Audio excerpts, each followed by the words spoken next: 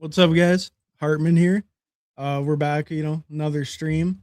We're gonna be ripping some best ball manias today. And then we might hop into the PPR, or we might hop into a fast puppy, probably just see what you guys want to rip. But we're gonna start it off with the best ball mania. I need to do two more for the promo that Underdog dropped this week. I think I have until like midnight tonight to do the other two of my promo. So I'm gonna try to get those in today, and then we'll kind of figure out what we're doing after that. Um, but all right, we'll say what's up to everyone, and then we'll count it down, hop right into a best ball mania, and then we'll probably be doing a second one right after. All right. So we got zero in here. I dropped a like for the goat, fresh roast, ready to cook. Vibes couldn't be higher, especially if Hartman rips a fast puppy or a limb for the culture. I think I probably will. The first draft is gonna be the BBM, and then we might switch it up for the second one. I do need to do two BBMs today, but I'm fine if I only do one on stream. I'm uh I'm never gonna be too upset if I do a little bit less for the BBM volume. Um, but all right. Uh, all right. First on fantasy, I dropped a fuck for you zero. Since zero has none. There you go. Thank you. First on fantasy, I appreciate it. Hey, and if you're in here, if you're stopping by, drop a like, drop a sub if you haven't already. But and then we got best ball on call waiting on my dominoes. Hell yeah, love the dominoes. I don't know, I'm a pretty big fan of dominoes as well. It's always good value. It's probably the best value in pizza, one of the best values. But all right, we got it all ready. So let's hop in the BBM. I'll count it down. We're gonna go into the best ball mania in 10, 9, 8, 7, 6, 5, 4, 3, 2, 1. All right. All right, and we're in waiting on four. I'm gonna set up my exposures and stuff real quick just for the best ball mania. Just kind of I've done I think about 30 of them so far. So I want to start looking at my combos, stuff like that. I'm still not like I'm not super worried about it. Like if I get a combo I already have or something, that's totally fine. It's just I don't want to build the same exact team through the first like 3 or 4 rounds if I can help it. If there are some other choices, if I can kind of get a little different, that's always nice. So I'm just getting my exposures all set up quick. We're still waiting on one for the best ball mania. And then after this, we'll probably get into the fast puppy or the eliminator or something. We could do something like that after. Um, all right. I'm updating my exposures and stuff. It'll be kind of interesting, it's only 31 entries. So kind of see how it's like different with the best ball mania only exposures. As we can see, I have a ton of Gibbs, 19% Gibbs. So I've had like a ton of the 101, but I've actually been underweight 2 and 3. So then I'm lower on Bijan and Chase. Get a decent clip of Puka. Um, yeah, and then I guess JT still overweight him, overweight Jefferson, Genty, really underweight CD. That's kind of on purpose though. No JSN, don't love having no JSN, but only 30 drafts in. That kind of makes sense. He's going to be my lowest owned first rounder probably. So that makes sense to me. They call me fourth down fantasy. Got ice in my veins. Hell yeah, brother. Always go for it on fourth down. Always getting it. You just gotta believe. What's up, Hartman? Hey, what's up, nice and blunt? Thanks for stopping by, bro. And appreciate the shout out, man. And yeah, I was watching nice and blunt stream earlier. It was a good stream. Hopped in one of your drafts too. You got that PPR draft. That was literally the entire chat. That was a pretty crazy draft, pretty sweaty lobby. But what's up, nice and blunt? Always good to see you. 6%, 6.5% Bijan is scary. Better get that up, brother. Hey, I hope so. I hope so. They need to give me some 102s. I mean, 101. I'm probably still just taking Gibbs. Gibbs is my 101, so I'm probably just still hammering it. But I would like to have the exposures be closer than that. I think in my normal portfolio, I'm also a little bit heavier on Gibbs, but I think it's a lot closer. I think it just happens to be in BBM. I have a lot more 101 than 102. And like I even noticed that I looked at some of my exposure stuff the other night, and like it looked like that. It was like 101 was actually my highest pick slot. And I think my next highest was like 109 or something. which explains why I'm heavy on JT. Even though I do like JT, I feel like a lot of times he'll fall to that pick. Um, yeah, but like 101 and 109 were my most, and then there was like 2 was my lowest, then 3, and then by 4 they started like evening out. So just kind of a little bit weird, I guess, with my pick spots, but it'll all average out throughout the summer probably. So well, those ones I'm not as worried about. I'm taking Bijan at 2, I'm taking Gibbs at 1, just like ADP. So hopefully it evens out. If it doesn't, maybe later in like August or something. If it gets to August and I'm still really, really heavy into Gibbs over Bijan, maybe I start to diversify a little bit with my 101s. May have some games with 20 targets from Noodle Brand Tua. No, that's true. That's true. He could have a pretty good receiving role. And look, in this one, he goes 101. So, at 102 wouldn't have even been able to get him. But yeah, maybe I mean I could mix them in some to my 101s. Like I said, if it gets a little bit further, but for now I'm still probably just going Gibbs at the 101. And like I said, that's a best ball mania thing. So I don't know. For some reason, it's even heavier exposure in this one, like difference. Everyone waiting for new info. Yeah, no, I agree. Right now, it's probably like kind of the deadest period as far as news and all that. It's just I'm only really doing the BBMs for the promo. They did that promo this week. You do 4, you get 1. That's not too bad. I usually will try to take advantage of those when they drop them. I did the puppy ones already. There's also an eliminator one. I like activated all of them, so maybe I will do like an eliminator or 2 after this, get some of those in. Because I already did enough for the puppy ones. Those are like do 2, get 1. So I do agree. It's kind of a really slow time. We're kind of just waiting for camp right now. But if there's a promo, give me a little bit of EV that way. I don't mind it. Um, okay, so here it would just be Jefferson or Genty. Those are my 2 favorite picks, top ADP. I don't mind Cook or Saquon as well, but I'm just kind of more hoping I get one of them back. So we'll just go Jefferson here. I think I think to me it's almost always Genty over Cook, and I know that's just like ADP, but I'm basically almost always going like Genty and Jefferson over, actually also over Lamb, but over Lamb or Cook. I'm almost always going Genty Jefferson. All right, Jefferson, and then we can look at the exposure, the combos. We don't have any Jefferson with Chase Brown. We don't have any Jefferson with Henry. I actually don't mind that one. Um, Yeah, because we already have him with Walker and Hampton. Let's do Henry, get a little different. I don't ever really mind pulling up the big dog. He was the guy you needed last year. Just consistent year over year production, 16 touchdowns both of the last 2 years, over 1,500 rushing, over 300 carries. The big dog, King Henry. He's inevitable. It doesn't matter how old he is. He's just consistent. He's in a great offense. He has a great touch floor. I mean, I don't know. I think any running back in this range, you can make a very reasonable argument for, like pulling them up ahead of the other guys. I don't think any of them are too crazy. I think they pretty much all play in good offenses in the second round range, except for A-Chain, but obviously he has the receiving role and probably the most explosive ability of arguably any running back in the league. Um, and all the other guys play on like really good offenses. So, it makes sense. It makes sense, I think, to pull up almost any of them. That time we go Henry, get a little different. 3.2% Jamar is scary too with that week 17. Yeah, no, I would really like to get even more Jamar. I mean, like, yeah, I mean, 1, 2, 3, I really just go by ADP, but I would consider pulling Jamar up as well if I was really low. If I'm that low later, I would even pull him up over the running backs. Because him I really wouldn't have anything below field. So it'd be really unfortunate if I end up below field on him at all.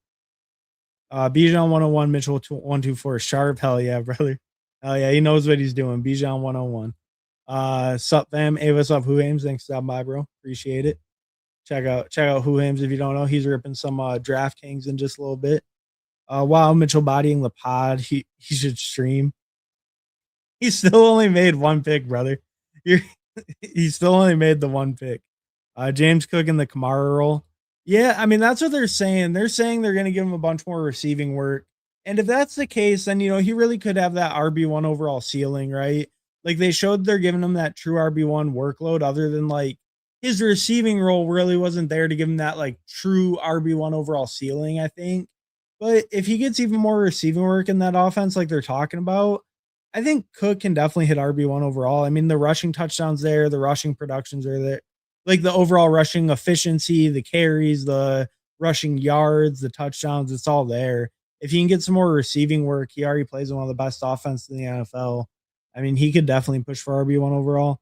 And we know he can do the receiving stuff. They just haven't really had him do it quite as much in the past couple of years. Um, so yeah, I mean, he definitely could be that guy. What's up, bro? Hartman just replied to your email. Let's get it. Hey, what's up, Gap for Life? Thanks for stopping by, bro. Appreciate it. I'll check that. I'll check that soon. But yeah, I think me and Gab for Life, Young Moolah, we're gonna do a collaboration pretty soon. So looking forward to that. I'm sure it'll be a good time. And Zero is actually just on with Young Moolah on his channel. The is Gab for Life the name of the channel? No, GAB Sports. That's what it is. Yeah, check out Young Moolah if you don't know. I think we're gonna have him on here, and I'm gonna go on his channel sometime pretty soon. Okay, Mitchell is bodying the pod now. He got Bijan, Cowboys wide receiver one, and Zay in the Monterey role. Oh yeah, no, he's cooking. He even got the Zay pull up. He knew you were watching, so he even hit the Zay pull up for you. So you love to see it. Um, all right, what am I looking at here? Uh, Probably Lad. I'm underweight on him. I would like more Lad. Let's definitely get him. Surprised I'm so overweight Achan and Travis Achan and BBM specifically. I'm actually underweight on him overall. So pretty surprising to see that I'm overweight on him and BBM. Because I believe my overall exposure is like 6% or so. All right, here. Uh yeah, we don't have Tat paired with these guys very much. I also don't really mind Garrett Wilson, but yeah, I mean, I don't mind Garrett Wilson either, or Jacobs. I think we'll go Tat McMillan. We'll go third receiver here. I kind of like that. I like where he goes. I feel like that just gives me a really solid core of receivers. And then I think, yeah, I think it just gives me a solid core of receivers. And then I'll probably try to just hammer out the running backs a little bit later. Hopefully, I get someone good at 59. That would be nice for the build. But if not, then I can kind of just hammer them out in the later rounds, like 8, 9, 10, 11. Usually in those ranges on the right side of the board, you can get pretty good running back values, I feel. So I don't mind pushing it a little bit, getting the third receiver there. I think a guy like Jacobs or Scadaboo would have been fine. I was kind of thinking about pulling up Scadaboo, but I don't know. I'm already overweight on him. I was thinking since I don't have Tet with any Henry or Lad, I can get a little bit different with that in my portfolio. Um, and I don't know. I do like Tet. I do like Tet overall. I worry about his upside, but I think the floor is there, and I think just the high reception, like the high volume, should be there for Tet. He is the clear alpha. I think he can command a really high target share. Hopefully, it even like moves up a little this year. Obviously, Coker will be there full time, but I don't know if Tet can take a little bit of a step, get a little bit more of that yak yardage stuff like that too. I don't know. He could be a pretty good pick. I think either way, like he's not going to be a guy that kills you for picking him here. He's just a guy who might like slightly disappoint in the season long because he might just kind of underperform touchdown wise if their offense isn't great. And then just, I don't know, even with high target floor and stuff, like it might be kind of hard to get there if the offense isn't scoring a ton. But I think, he's not really going to like be a huge letdown for you. I think there's really just a chance he either like slightly underperforms or overperforms. I don't think Tet has any real like huge bust risk or anything. I think we kind of saw like last year just his role is pretty safe, really high reception floor and stuff. Um Derrick Henry plus Josh Allen is a fun pairing. Yeah, I wouldn't have minded that. Ted over Waddle is wild. No, it's really not. I mean, like you're talking about, I don't know. The Jalen Waddle thing, I don't I can see the case. I just don't really know if he's gonna really get that like crazy usage. I mean, like 4 years ago, he had a really nice year. Obviously, he's been stuck behind Tyreek. It's like he hasn't been a huge red zone threat. Like his advanced stuff does look pretty good. I'm not gonna lie, but it's like I don't know. I just worry. I just worry, like, is he this huge smash? Is he gonna be it basically, is Jalen Waddle gonna be this, like, true alpha that he never was in Miami? You know, maybe he was as, like, a rookie with no comp, but, like, I don't know, is he really that, like, big breakout, like, huge alpha guy in this offense? Like, or is Sutton gonna also have, like, a pretty nice role and then just be a lot cheaper? I mean, he's been better than in the last 2 years. Obviously, Waddle's playing on Miami with Tyreek, but, like, last year, Waddle didn't do very good, and Tua played the whole year. Tyreek missed a good chunk. We're gonna go Bucky. We want the second running back here. I wouldn't mind a Carnell Tate or a Rome, but we're pretty underweight on Bucky. I think he is the clear end of a tier. I'm really not in on price. So I think Bucky's a clear end of a tier. We'll get a little bit more of him. I like that pick there. Um, but yeah, I don't know. I get the Waddle thing. It's just I'm having a really hard time buying in over the guys that go after him on the turn, I guess. And just like buying in that he's this like monster alpha in that offense. I don't know. I don't know. All right, what are we looking at here? I think Carnell Tate is the pretty easy pick. Almost never get him in the sixth anymore. Obviously, it's just barely in the sixth, but like, I think just him over BTJ or Jordan Tyson, they're all in a similar tier. We'll go with Tate. You know, he could clearly be the alpha on Tennessee. We'll kind of take the rookie upside swing since we do have such a safe like receiving core already before him. Um, I don't mind that there. And like getting Bucky and him, that way I feel like I have two decent running backs, then I have a pretty stacked out receiver room. Now kind of hoping I get hopefully I get Herbert back, but if not, I'll probably go like running back receiver on that next turn. Money anything, Jeff T. Boom. Hey, what's up, Jeff? Thanks for stopping by, bro. Appreciate it. Hope you're having a good Saturday. Probably we're watching the Open today. What how are you feeling about the tournament so far? What are you thinking? I haven't caught too much, to be honest with you. I'm a little bit out of the golf loop right now. I'm a little bit more in the football loop. I was looking a little bit, but I also know this tournament, like on Pacific time, it literally most of it happens while I'm sleeping. So I haven't been following a ton. But let me know what you're thinking so far. Nice and blunt. I feel like Ted is being drafted at a ceiling, but his floor is at worst fifth round. Right. I feel very similar to that. Yeah, he's not gonna disappoint and be like worse than any of these guys where we're kind of questionable on what their role is exactly, because we already know what Tet's role is. But like the Panthers could realistically be like a bottom five team, easily like bottom 10. And then just if the scoring goes a little bit away from him, he gets a little bit unlucky in the red zone. You know, I mean, Tet could realistically finish with like 1,200 something, 1,300 yards and like 5 touchdowns or something. And then, you know, and then he does feel like kind of a bad value. And especially in best ball, because then he probably doesn't have many like good spikes or anything. Um, so I can definitely see the downside case, but I don't know. I do like as far as advancing you and getting you there. I think his floor is valuable in that sense, but yeah, like I don't know. I'm definitely not gonna get like way overweight on him. I think I was pretty overweight in BBM specifically already, but I'm not like crazy overweight in my portfolio. And you know, and if the touch and on the flip side, the touchdowns do go a little bit more in his favor. He does hit that like 8 to 10 range of touchdowns. I think then he can easily pay off his value. I think a lot of it's just going to come down to like what's his red zone usage and what's kind of the overall scoring upside in that offense.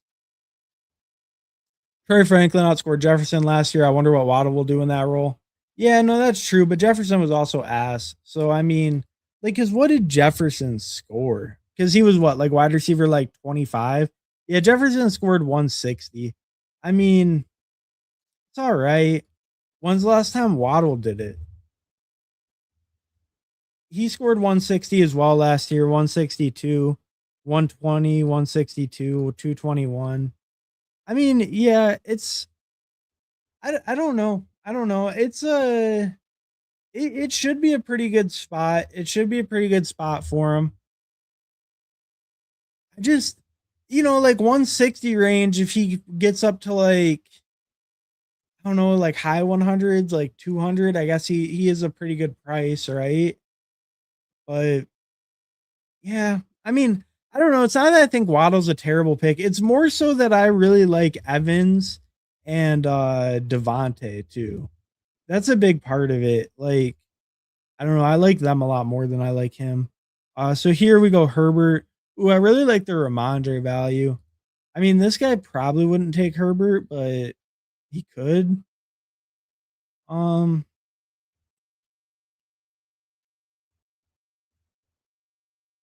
it's probably more important to get Herbert, I guess, because I can get a different running back. He also shouldn't take a running back.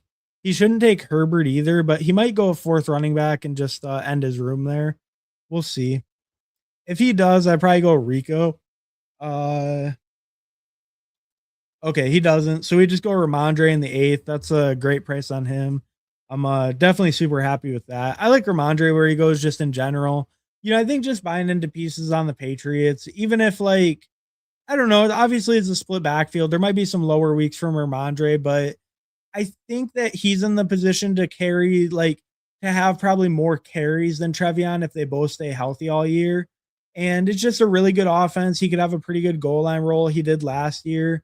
So I think the touchdown upside's pretty high, and just his overall role. I think the upside's pretty high on the Patriots. They're just such a good team.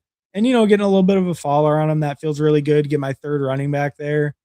So right now we have a 1-3-4-0. We have Herbert, Henry, Bucky Irving, Ramondre Stevenson, Justin Jefferson, Lad McConkey, Tet McMillan, Carnell Tate. So I definitely feel pretty good with this so far. I feel like really balanced, really like I can kind of go any way I want with my next picks. So definitely feel good with this start. Is JJ Lad Tet that safe? I think Lad is the scariest one if they sign someone because I do think there's a risk the Chargers bring someone in for sure. I think JJ and Ted are pretty safe. I think that their like target floors will be pretty high. I'm also a Kyler believer, so I'm willing to believe in JJ pretty easily. Do you like Cam Ward for DFS week 1? Um, maybe. Let me see. Uh, let me make sure who they play. Let me check. Cam Ward. I have to admit I've not looked at DFS week 1. They play the Jets. Yeah, I mean probably.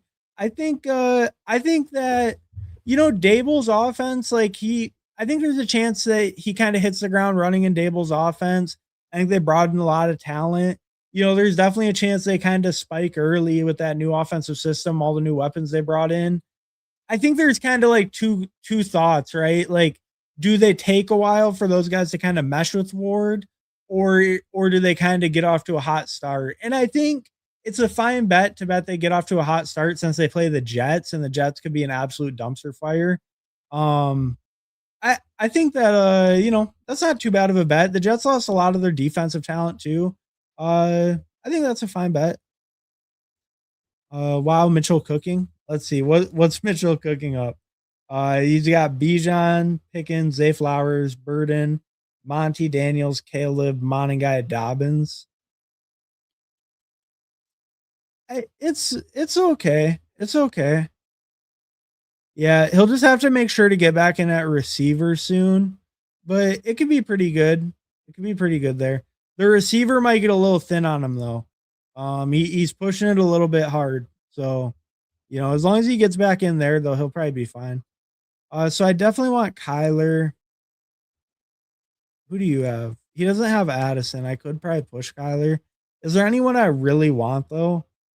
Probably not really. I think I'm fine with like 4 of these receivers. Kenny Gainwell is kind of interesting, but I already do have 3 running backs. So I don't think I need him. Oh, and I have Bucky as one of mine, so I'm probably not looking at Kenny anyways. So we'll grab Kyler there. And then I think I'm probably looking like Jacoby, Golden, Wandale, Dobbs. Any of them would be good. I'm not much of a Michael Wilson guy, but his price is probably like okay right now. But as you can see, I have 0%, so I'm really not in on Michael Wilson. I don't mind any of these. Obviously, Dobbs is my highest owned by a ton. We'll probably pass on him since I already have like it's not bad to stack up the Patriots pieces, but I have so much Dobbs. We'll just get a different guy that I don't already have a bunch of. Um, Jacoby or Wandale. Gonna get Jacoby. Let's do okay. We got Jacoby. I was kind of thinking, did I want a Titans double? last second I was gonna switch it to the Titans double, but I don't know. I do like the Titans, and it is an offense I want to bet on, but doubling them up, I think they can improve, but how much of an improvement can they make? I don't know. I would have been fine with doubling them up. I was thinking about it. I think I like Jacoby more than Wandale a little bit in a vacuum, just because the Jags are like almost guaranteed a good offense or like a top 10 offense.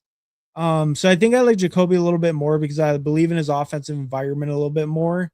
But I think I could have pivoted there to go Wandale and double up my Titans. That would have been kind of interesting. Get the double stack there, get a third like strong stack going in my lineup. Um, that would have definitely been interesting there. But I already have Carnell Tate. I can obviously get like a Tajay, a Gunnar Helm. If I do get like Cam Ward, I can like build out that stack even more. And obviously right now in theory, I have the number one receiver on the team already, so I still have the main component of the stack. Push Herbert. I mean, I could have pushed him. Well, I pushed Ramondre and it worked, so we made it. We made it either way. Mitchell cooking. Yep. What's happening, brother? Hey, what's up, the FF nerd? Thanks, for by, bro. Appreciate it. Damn, 5-hole cooking 2. 5-hole cooking 2. We'll take a quick look. What's the 5-hole doing? 2-4-4. Puka, AJ Brown, Olave, Terry, Trevion, Pollard, Chuba, Dowdle, Dart, Stafford. I like that team. That's strong. Yeah. I like that start a lot. The 4 straight and then the 4 straight. I kind of like that. Because I'm not the biggest Chuba guy. I've said that many a time. But I kind of like this 4 running back room. I think it's a pretty good room. Pretty good room since he waited a little bit. And then obviously that's a super strong top 4 receivers. Stafford and Dart on stack, but that's fine. He's just a good price. Yeah, no, that's a pretty good team too. I mean, and it's unfortunate they're going to be competing the 1 and the 5 because I clearly have one of these advancement spots locked up with this build. I'm absolutely crushing this draft, but no, but their teams do look pretty good. So hopefully I'm able to advance. I don't know any of these people. I don't think. So not a friends and family, not in the BBM streets. They didn't want the smoke. But I think I'm building a pretty decent squad. So hopefully I'm able to get out of this pod. Looks like some other people are building decent teams too. A lot of chefs in that kitchen. Yeah, it's tough. Grab Michael Wilson. Nah, I'm not. I'm just not a Michael Wilson guy, man. I just let's see, 0% Michael Wilson. Maybe a good time to get first share. Yeah, I mean, I think he's kind of settled around this price for the most part. Maybe he moves up a little with Campset. Probably not though, right?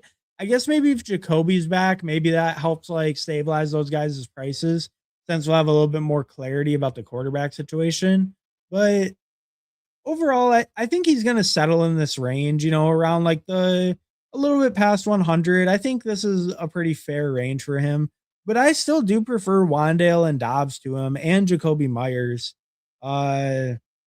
Maybe Diggs, but Diggs is kind of more like a different type of situation. But I think I prefer Jacoby and Wandale and Dobbs to Michael Wilson still.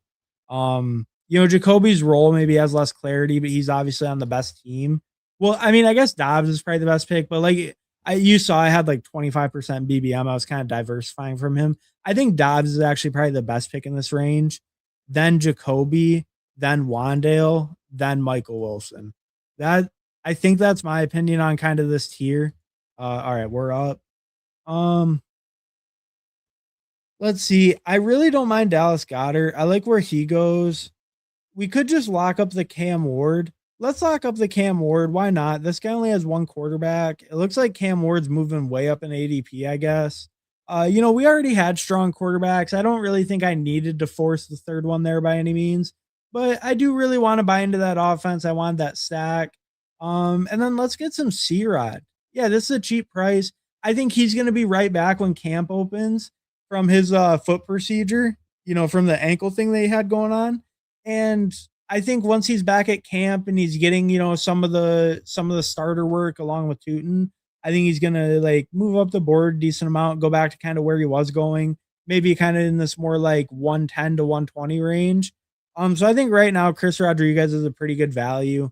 I don't think you're going to get him too much cheaper than this unless he suffers a setback or something. I think he's on pace to be all good to go, like start a camp. So right now, I think this is a good time to buy in on Chris Rodriguez if you want to get some more of him. I think this will be a pretty cheap price relative to the rest of the summer. Yo, bro, hope you're doing well. Hey, what's up, Bayou Bengal? Thanks for stopping by, bro. Appreciate it. Yeah, just chilling on a Saturday, having a good day, just getting some drafts in. Hope you're doing well, Bayou. And check out the Bayou Bengal fan if you don't know the Bayou Bengal Fantasy Network. If you don't know, he was streaming earlier this morning. I think he'll be back to early tomorrow morning. Probably better to go RJ plus Bo over Rico plus Dart. But either way, strong since he had AJB week 17. Um, I think I prefer the Rico and Dart. I'm gonna keep it real. I prefer the Rico and Dart. But I think the RJ and Bo is a sneaky combo. I think that's a sneaky good combo as well. I will give you that. Mike Wilson might be the Puka of this LaFleur offense. Um, you might be the Puka. They did talk about using him in the Puka role. They definitely did mention using him in the Puka role. Maybe they will. I think that when Marvin Harrison and Michael Wilson were both on the field, we saw Marvin Harrison clearly take a lot more work than Michael Wilson. Like he had, I think, over 2 more targets per game on average when they were both on the field. I think we just saw him outproduce and out target Michael Wilson. So I I just I don't know. It's an offense I don't love making bets on with the Cardinals. It's not an offense I really want to buy into a ton. So I think I'm willing to buy into Marvin Harrison to maybe take that 3rd-year leap. But I'm just having a hard time buying into the probably 3rd best receiving option on the team in Michael Wilson behind Trey McBride and Marvin Harrison, in my opinion. Um, when it's a team I don't really believe in a ton, I don't want to buy into a ton. Um, I think they're actually pretty overpriced for a team that's expected to get like 6 wins. They got 2 guys in the 3rd round, Marvin the 6th, and even Mike Wilson at like a 110 for their second receiver. Um, I don't know. I'm having a little bit of a hard time buying in other than like Marvin Harrison's kind of the only one I'm buying into because I think his price is like pretty reasonable. It gets into a range where there's guys with like pretty big question marks as well. Um, where I think it can make sense to make bets on him. Uh, Here, I guess we'll just take the value on Gadsden. That's fine. I'm over field, which is surprising to me. Gadsden does fall pretty often. Um, but yeah, I think that's probably the best pick. I have Herbert. Let's get a second Chargers piece. I think that makes sense. He's not my favorite pick, but I do think he'll have some spike weeks. I think he has that potential to like hit really big plays. We saw it last year as a rookie. Obviously, he had some weeks where he hit absolutely like 0 as well. But I don't mind him for a spike week type of guy. And then I think we'll get. See, I could pull up like the Dalton Schultz. I could get Hawkinson stacked up. I'm not as into Hawkinson, but I think stacked up. We only have the single with Kyler as well. Let's just go with Hawkinson over Schultz, get a stack. So we'll kind of stack both quarterbacks on the turn with tight ends. I think that makes sense. My favorite receiver there is Boston, as you can see by my exposures. I have 22% of him. So wouldn't have minded getting more Boston. But I think my receiver room is pretty strong already. So I think it made sense to get in at tight end. There might not really be much left when it comes back. I probably will try to stack Gunnar Helm if he comes back as well and just get like a fully stacked tight end room. I wouldn't mind that. The Gadsden pick, I don't know. It's okay. It's okay where he goes. It was stacked, but not my favorite. I definitely want to get a 3rd tight end who I feel has a pretty solid role. Since I think Gadsden will give me almost no floor, but hopefully some spikes.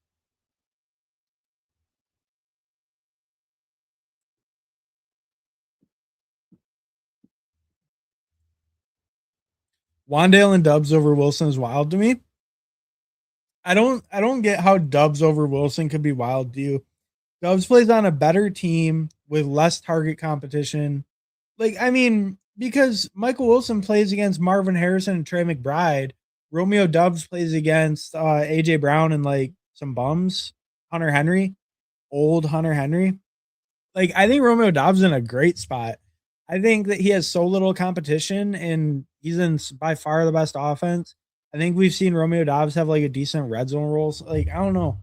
I think we've seen Romeo Dobbs, get a decent target share some years too on the Packers, right? it's like, they always rotate guys and stuff like that. I know he was kind of more like a like sacrificial X guy, but it's like I just feel like there's so little competition. I think I don't know, they might use him a little bit better on the Patriots just with less kind of talent around him. And like I don't know, I just think the offense is so much better. I can get the Wandale thing. It's like Wandale, there's a risk of him losing snaps to just like those young guys or even to like maybe Ridley early on, but like, those young guys too. So I get why Wandale could be a risk and the offense might still be bad. There's no guarantee Cam Ward does step up and makes him a good offense. So I get the anti Wandale, but the Romeo one, I just feel like the offense is so good and there's like so little competition. Higgins is a smash at 134 too. I think Higgins is a fine pick. LOL. Marv Jr. in the 2-2 role. Marv Jr. in the 2-2 role. He might just be in the 2-2 role. We'll never know. Hopefully, as the big body guy who doesn't play like a big body guy, maybe he can get in the Devontae Adams role, but he might be in the 2-2 role. They mentioned the Puka role for blocking LOL. Yeah, no, I know. I know, yeah. That's the real thing because he's a good blocker. But he's in the Puka role, therefore he's a great pick. You know how it goes. But no, I don't know. Like I get it too. Like they'll use them some of that like inline stuff and some of that can you get you like really good usage, right? Where you're playing closer to the line of scrimmage. It can get you like really kind of like scammy looks or more like just like wide open looks type of thing. But it's like, how much is he actually gonna like reap that benefit when he has Trey McBride, Marvin Harrison, then Jeremiah Love in the backfield? I don't know. It just feels hard with Michael Wilson. It's the most competition he's ever had. Um, yeah, I mean Zach Branch is fine. He was doing pretty good at camp. I think right now Zach Branch is like wide receiver 2 on Atlanta, probably. Maybe for the Brave, it's Jahan Dotson. Who else does Atlanta even have at receiver? Olamide Zaccheaus. We got Vinny Anthony, Chris Blair, Juice Wells. Okay, Juice Wells intrigues me. That's a name. That's a name that interests me. And then we got Dylan Drummond. Not so much. I'm more of an Andre Drummond guy. Um, but yeah, I mean, I don't know. I feel like Zach Branch is an okay bet. I don't know. Should we be picking another like bum Falcons receiver? How come they never talk about signing a receiver? Why isn't Diggs meeting with the Falcons? Because I mean, these receivers are terrible. Is Zach Branch that good? Are they just going to make Zach Branch wide receiver too? What are people thinking? I know there's some Jahan Dotson stands out there, but like I can't really get there, as you can see if I'm at 0%. Like, are we just anointing Zach Branch wide receiver two? I guess in fairness, the wide receiver two isn't guaranteed to do much on Atlanta. They didn't last year.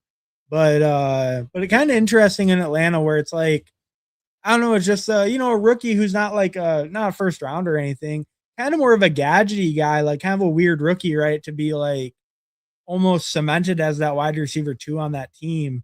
Um, so I don't know, kind of interesting there with the Atlanta guys. And not a ton of good competition, really just Jahan Dotson, the only name that people really would know. Um, yeah, interesting. But didn't Wilson already take the third year leap? I mean, yeah, it only took the Cardinals leading the league in pass attempts and both running backs getting hurt and the other receiver getting hurt. Um, that's all it took, but he did break out. He did break out. If Jacoby Brissett's throwing 45 times a game, then I'm dead wrong. I should pick every Cardinal, and people who do will smash. But I don't think that's gonna happen. And I think it's so obvious the circumstances were like just insane. They're not really replicable. I mean, they have two running backs. Well, they still have James Conner, right? And they have two more running backs that are arguably better than either of the running backs last year. James Conner's been really good. So, I'm not taking that too crazy, but like their running game is the best it's been in years and years and years, right? I mean, at least on paper. They have Marvin Harrison healthy, they have Trey McBride healthy. It's like I don't know. It just feels hard to see Michael Wilson repeating that at all. Jacoby year 9 breakout. I think Jacoby, he's not really a breakout, but he's safe, right? Like I don't know. Even last year, we see him put up 800 yards every year. He put up 1,000 year before, but he got traded mid-year last year. Got a fat extension, plays on a good team. You know, maybe he's a little overrated, but I think he could put up a bando. He could put up 1,000 yards. That wouldn't be the craziest thing. Is it just auto Katron Allen here? Probably. It probably is. That's my favorite running back. I don't know. I've talked about it many a time, but not a big believer in a lot of the Washington backfield. Probably Rashad White's the one I have the most belief in, but when he's almost free, we'll take shots on the rookie there. Last year, their leading rusher was a rookie 6th round pick. Maybe this year it's a different rookie 6th round pick. Um, wouldn't be the craziest thing. And then we'll go Jalen Noel. Probably I like Jalen Noel. I have 16% though. That's a lot. Um, I could have grabbed Njoku. We'll let it take Noel. That's fine. Yeah. Yeah. I'll just go Jalen Noel. I've been picking him quite a bit. I'm not a big believer in the whole Tank Dell comeback thing. So I'm thinking Noel might kind of have that slot role in Houston. And I do like betting on their offense as well. Um, so we just kind of defaulted, went Noel there. I think it was definitely a receiver was the pick there. So that's fine. I just noticed I have quite a bit of them, especially in BBM. So maybe I should be diversifying a little. I should maybe get some like Bateman in my lineups. We got some Keenan already. So, we've diversified a little, but I could diversify a little bit more. Get some Bateman or something. Maybe some Giants guys or something too would be nice. But all right. So that was the first draft. I think what we'll do real quick, I'll make a poll and then we'll draft you guys whatever you guys want to draft. So start a poll. Uh, what we drafting? So we can either do another BBM. We can do the fast puppy. What else is there? Frenchie, PR, and then Eliminator, I guess. All right. So we'll do that. We'll do that poll. Um, so go ahead, vote whatever you guys want to draft.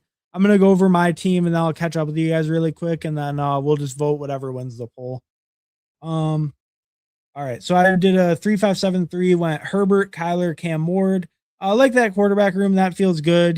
Cam Ward's getting kind of expensive to be honest, but I do like betting on Tennessee, betting on that offense. I did pull him up a little as well, but it's a good quarterback room. I just generally wouldn't want to overpay a ton on my third QB, but it is a stack I wanted. I really wanted a piece of that offense. I'm underweight Ward, and it is a guy I'm saying I like. So I want to get more, even if I got to pull them up a little bit here and there. So like the QB room, Henry, Bucky, Ramondre, C-Rod, Katron Allen. I think this is a pretty respectable running back room. I think I got my hero up top. I got a guy with Bucky where it's like kind of the end of that big tier of like the RB2 range, right? With like, all those second year guys, stuff like that. Bucky, I got him right at the end of that range.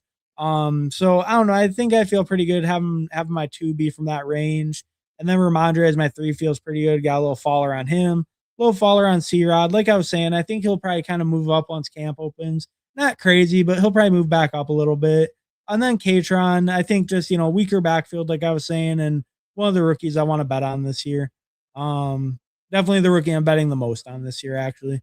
And then receiver, we went Jefferson, Ladd, Tet, Carnell Tate, Jacoby Myers, Zach Branch, Jalen Noel. I think it's pretty good. You could argue like the ceiling is maybe a little bit missing from my top guy. Well, mainly from Tet. I think Jefferson's ceiling will be fine. I'm a pretty big believer in him. I think Kyler can bounce back on the Vikings. I think Ladd, it has some risk. Someone could sign, but if no one does, I think obviously there's pretty huge upside there. And then Tet and Tate, just young guys who can maybe make that leap. Tennessee, I'm obviously making a bigger team bet on them. And then Jacoby has my 5. That feels pretty good overall. I think my top 5 definitely feel really good. Wait a while ago, Branch and Noel, just young guys hoping they kind of step up. I think that feels pretty good at receiver.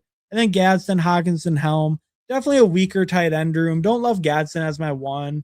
At least I got 2 guys I kind of do like a little bit more after him. A little bit more in the middle on Hawkinson, but like that I stacked up all 3 of them. That feels pretty good to me. So I got all my quarterbacks kind of like double stacked, right, with their number 1 receiver and then their tight end. or hopefully their number one tight end as far as Herbert goes. But I think this feels pretty good overall. I think tight end's the only real like arguable weakness, and even then, it doesn't feel too bad. So overall, I think it's a pretty decent build. Um, all right, and we'll catch up with you guys quick, and then we'll hop in something. Hawk over Boston is wild. Yeah, my receivers felt pretty good though, so we went away from Boston. You saw though, I had over 20% Boston and BBM. We're picking them. We're picking them. Don't worry. We're not getting too low on them. Branch is probably a best case wide receiver 4, but Pitts is second target and Bijan third target. Oh yeah, I mean if you're talking overall targets, yeah, I guess. Yeah, probably probably true. That's probably true. Yeah. Yeah. Surely Branch will get on the field over Zacchaeus when Burden couldn't brother. Yeah, I mean it's a different coach though. I don't know, and I mean Olamide Zacchaeus, maybe he really is that guy.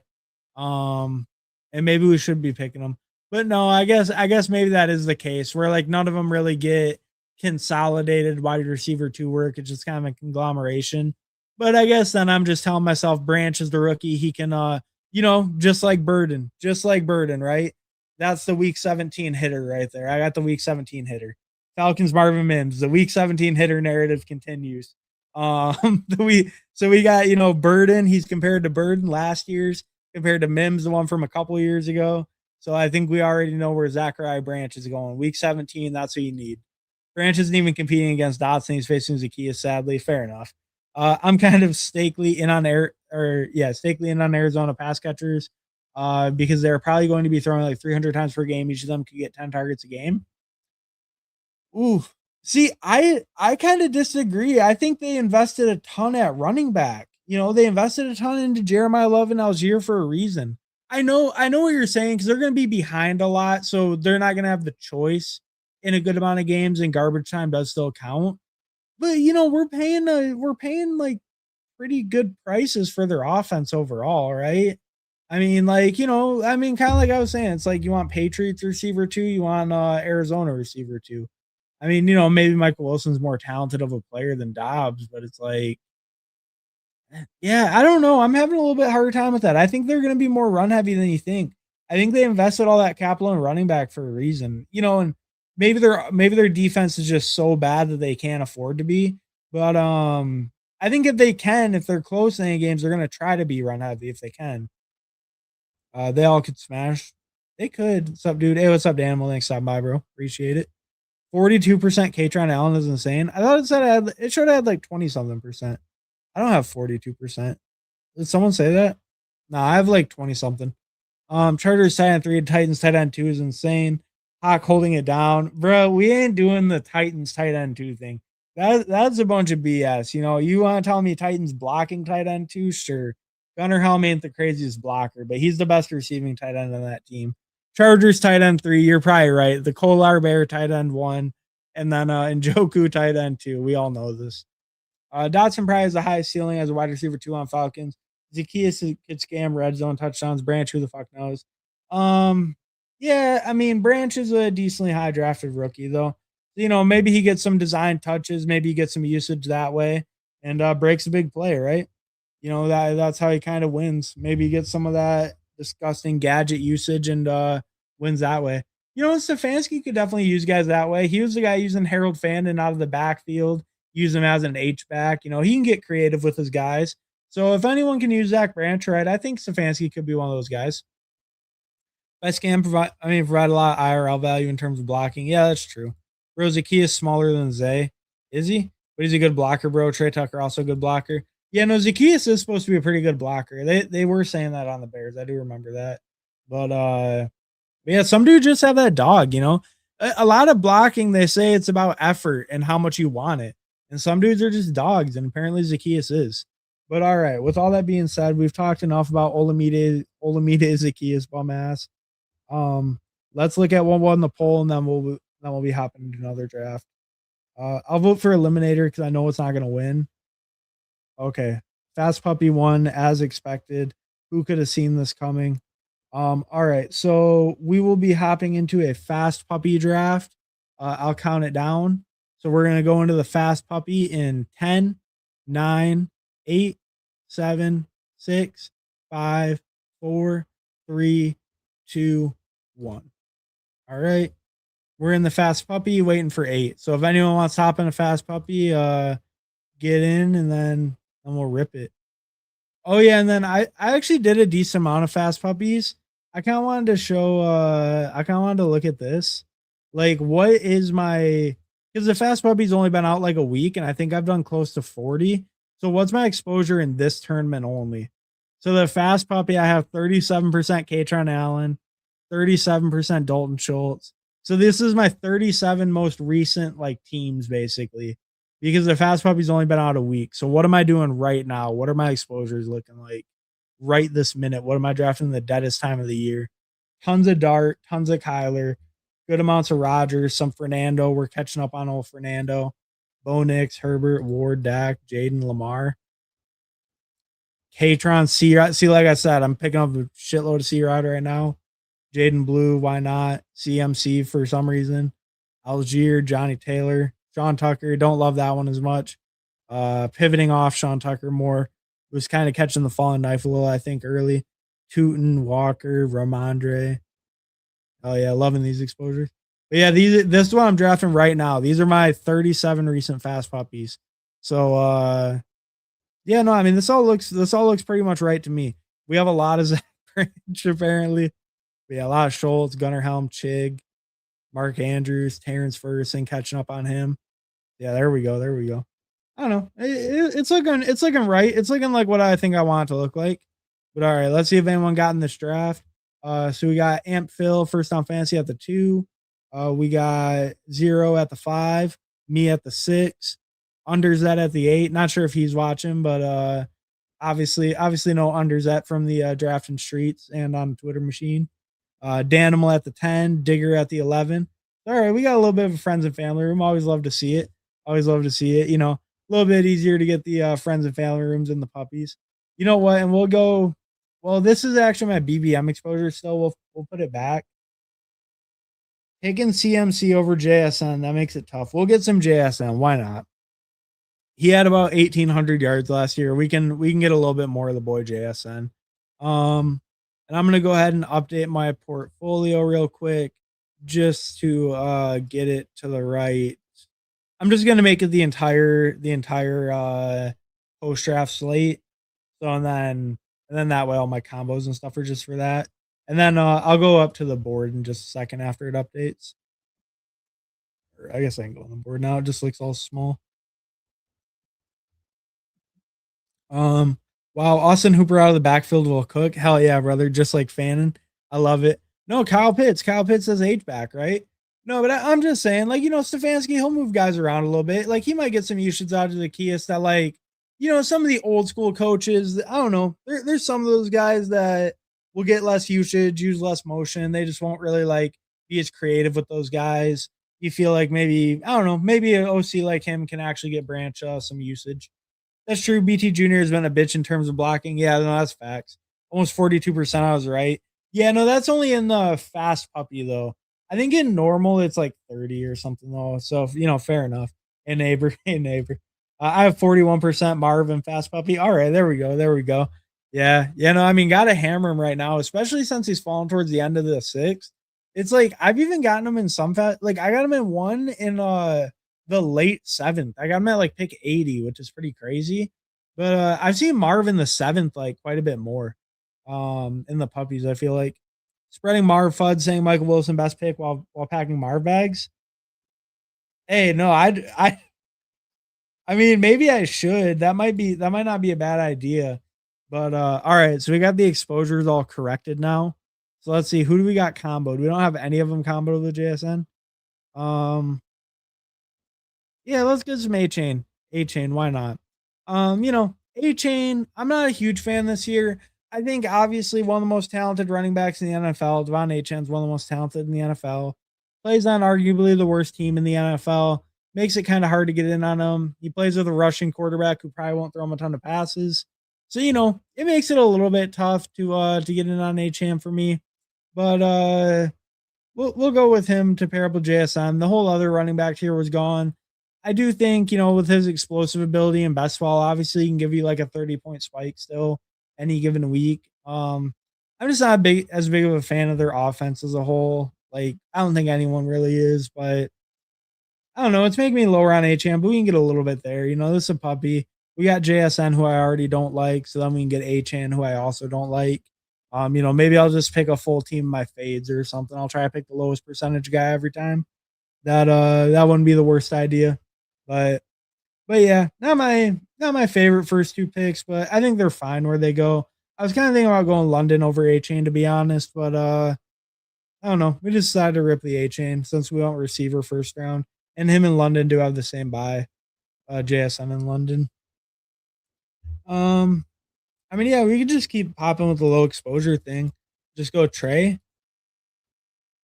Yeah, I don't mind that. We'll just keep it going with the lower exposures. We'll take top ADP guy. I only had 1% of Trey, so we'll get another share of him, get a share of JSN who I only had 4%. HN I only had 3%. So all guys I have really low exposures to, get a little bit of them, diversify from my norm. I don't mind it. We'll just kind of try to build out of it after this. Maybe try to hammer in some of my favorite picks after that, now that I already got a little different, then try to pair up some guys I like with them. See if if I'm getting the top of the board wrong, then this could be my differentiator.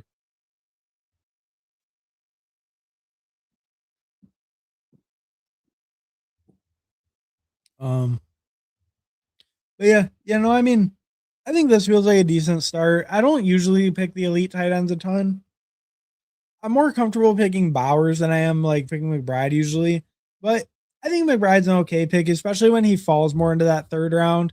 I feel fine with him. Like, I don't know. I think McBride feels a little bit overpriced. I was just fighting the Cardinals to try to get him to fall to me. That was really the end goal there. But like, I don't know. I do have a little bit of a hard time buying in. I think he's a fine pick because he's the clear receiver one on that team, basically, right? Pass catcher one, basically. That like that's so clear. Even if Marv takes a step, I think Trey McBride is obviously going to lead that team in targets and receptions. It would be pretty shocking to me if he didn't. But it just feels hard. He's a tight end. I think just the elite tight ends, I'm a little bit against them in general. Um, yeah, we'll diversify more. We'll get Burden. That's fine. I don't have Burden with any of these players in my entire portfolio, I guess. So we're definitely super diversifying here. Burden is tied for a most owned player with 3.9%. So yeah, so super diversifying on this team. Burden's one I don't mind taking bets on as much. I wouldn't actually mind having my exposure of Burden like go up a decent amount. I think he provides a lot of risk. Like, Burden can definitely be a guy in this range that can stay healthy and can like really underperform where you think he should be. Um, and I don't think it'd be very surprising just because there's so many talented pass catchers on the Bears. What is the real passing upside of that offense? Can their quarterback throw for 4K? But also, it's like, Rome is still a top 10 pick. He could bounce back and end up being the leader on that team. Loveland could be the leader on that team. Super high picked first round tight end, right? Who looked great down the stretch. So I think Burden has a lot of bust risk, but I think there's a ton of upside there too. I think he's also one of those, they're all three of them are young, like explosive guys who could take over as the kind of alpha on that team. And I think I'm comfortable making bets on different ones of them just because I do want a piece of that Ben Johnson offense. Even if I'm a little bit worried about like the overall volume in the team. I think that's why I don't want to get like crazy over it on just Bears as a whole or build doubles everywhere and then like get Caleb on double stacks and stuff everywhere. But I do think I want to make bets on that offense because I think they will be pretty high scoring. And I think that there's a good chance for any of those guys to kind of take over the primary role in that team. All right, here. We could get some more Bucky. I wouldn't mind that. That would be fine. I prefer Tootin to Bucky probably, but we can get. Do I prefer Tootin to Bucky? Yeah, I probably do prefer Tootin to Bucky, but it's really close. And I have 15% Tootin. I was right at field on Bucky. They're really close to me. And I think, since I'm more underweight Bucky, we're trying to build a super underweight team of mine. Um, I think a lot of these guys are a little overpriced where they go. I think Bucky, like I was saying before, is okay. I think it's really just this tier has a lot of strong running back picks you can make, so it's tougher to get to him just overall. But like you saw, I'm close to field on him. With these other 4 guys, I think they're all guys that I think are a little bit overpriced where they go. Um, so, a little bit interesting to me to build a team of all guys that I don't quite love to kind of go with all of them. And then Bucky's the first one that I'm kind of more in the middle on, I guess, overall. Waddle Snipe was wild. Where'd Waddle go? Damn, Waddle at the 4-1. This guy knows ball, huh? So James Cook, AJ Brown, respect. Pull up the AJ Brown. I like that. He's gonna get 20 touchdowns this year. He probably should go like pick 5. I should have pulled him up over JSN to be honest. But yeah, Cook, AJ Brown, Javante, Waddle, Jay Tyson. Man, if he would have just picked like, is there anyone that has a first name with a J? He was cooking. Jay Cook, Jay Williams, Jay Waddle, Jay Tyson. Kind of cooking. Then he gets the Patriot stack too. So Patriot stack and then all first name J's other than that. Kind of like it. Sick team. All right. What am I looking at? What am I looking at? Ooh, love that Tyler Warren price. Probably can't really pick him. We have 18% Marvin Harrison at this point. I think we just sniped 0 on him. Either that or Jalen Hurts. No, we probably just take the Marv. I actually need Marv. I need a receiver. I'm not a huge Mekhi Lemon guy, so I'm pretty happy taking Marv. I think Marv is like, I think he's pretty clearly the end of a tier. Because I feel a lot less comfortable with the Mekhi Lemon, Quentin Johnston's. Actually, I kind of like DK, even though I don't have a ton of them. I kind of do like DK Metcalf. I think he's a fine pick where he goes. Like he's pretty fair priced with maybe even a little bit of upside where he goes, but yeah, I don't mind him at all. We were talking about guys who scored in that like range, like 157, 158, 190, 180. I think he could get back up closer to that like 180, 190 range this year if the Steelers offense takes a little bit of a step. Obviously, he's got Pittman there, but maybe the touchdowns work out a little bit in his favor. In DK's favor, he's always been a pretty good red zone guy, right? Not the craziest, but I don't know. I think DK is actually a pretty decent pick where he goes. All right, Pollard goes. So I am probably looking at a running back. Yeah, I mean, let's just keep it rolling. We're just anytime we get a chance, if I can pick a guy that I'm way underweight on, we're gonna pick him. So the reason I'm way underweight on Jalen Warren, I'm more of a Rico Dowdle guy. I think it's to me it's pretty clear that just like I get it's not clear, but it's my way of viewing it is I think that Rico Dowdle will take more of the overall rushing like the rushing work. And then I think that Warren will get more receiving work, but I think that Warren and Rico's receiving split will be closer than Gainwell and Warren's receiving split was. And I think Rico will dominate the goal line work more than Warren or Gainwell were able to last year. I guess that's kind of how I'm viewing the backfield. I think Rico takes more goal line than Warren or Gainwell are able to consolidate last year. I think the receiving is closer than their split last year. And I think that just leaves like Rico as a lot better pick than Warren. And I do understand like Warren's advanced stuff looks good, but like it's always looked good. It looked good when Najee was also taking all the snaps over him. It looked good when, when Gainwell kind of snatched his chain. Like Gainwell's advanced stuff didn't really look as good as Warren, and then they kept throwing it to Gainwell instead. And it's like, Warren's advanced stuff does always look good, but there must be a reason that they don't give him that full workload. And then also a lot of the talking points on Warren this offseason, like McCarthy was talking about it, and he was saying, "Oh yeah, Warren's like slimmed down, and he's more sleek and fast, and it's a great fit in our passing game." And it's like, okay, so maybe he does get closer to the Gainwell work, but then it's like he loses even more goal line. Warren's also been like a terrible touchdown scorer in his career. Last year was his first decent year. It's like he has 8 touchdowns last year. He had 6 in his career before that in 3 years. So it's like, I don't know. I think he kind of got lucky with touchdowns last year. And I think Gainwell was also kind of like just not great competition as far as the goal line roll and short yardage rushing. Not as much as Rico will be. So I don't know. That's why I'm kind of lower on Warren, higher on Rico though. Here, what do we want to do? I'm lower on Downs, but that's more just because he's been moving up a ton. I'm not actually out on Downs at all. I kind of like Jaden Reed. We'll just go with that instead. Um, Yeah, okay, that's fine. I wasn't exactly sure what to do there. I'm not like forcing myself to just take my lower exposure guys. I'm fine taking guys that have more exposure too as well. We already took a lot of lower exposure guys, but kind of in this range, like I'm lower, I guess I'm worthy. I'm not actually as low on downs as my exposure maybe shows. I would be more okay picking him. It's just he's been moving up, so I've kind of missed him as far as like people will pull him up and stuff sometimes lately, especially with Pierce dealing with that injury. So I'd definitely be okay getting a little bit more downs, but yeah, but I don't know. I like Reed where he goes. I think this is a pretty good range to get in that receiver in general. I think that kind of 8-9 turn into like the ninth round can be a really good spot like before receiver dries up. I think this kind of like the last couple like decent tiers of receiver before it really falls off. And then you get guys with like a lot more question marks after this range. Marv Snap was wild. Yeah, I know. I had to do it to you. I had to do it to you. There was no one else. Like, I like Tyler Warren. And did you end up picking? Yeah, you got Tyler Warren. So it worked out for you. A lot of times there, I probably would have considered Warren over Marvin Harrison. But since I already had McBride, it kind of forced me into the Marvin Harrison path. All right. So here, all right. Well, we can get some Josh Downs. I mean, Michael Wilson's there, but I am underweight Josh Downs, so I think that gives me the pass to go with him.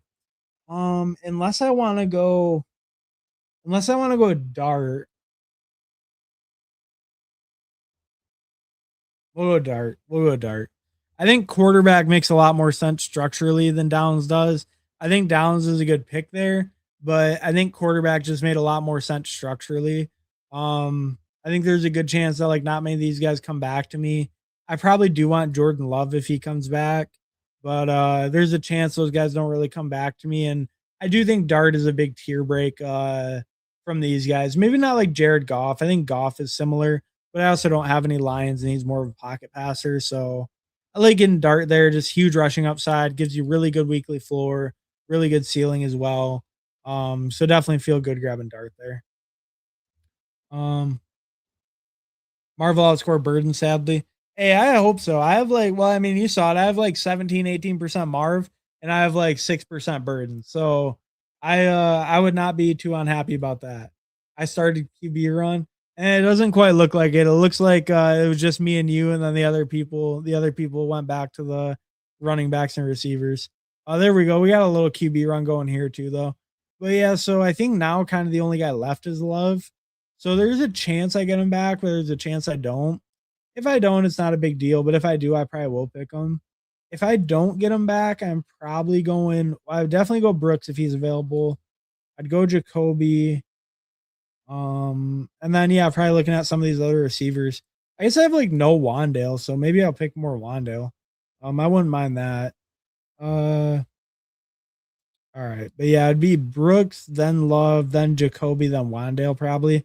Maybe Wandale over Jacoby since I have lower exposure. But yeah, if I got like fourth running back Brooks, that'd be a pretty good price to get it at. He's fallen actually quite a bit in this lobby. Damn. And Love goes. Okay, this guy has four running backs, three receivers. All right, there we go. We got Jonathan Brooks. If I was going lower exposure, I'd go Wandale. I actually like Wandale where he goes.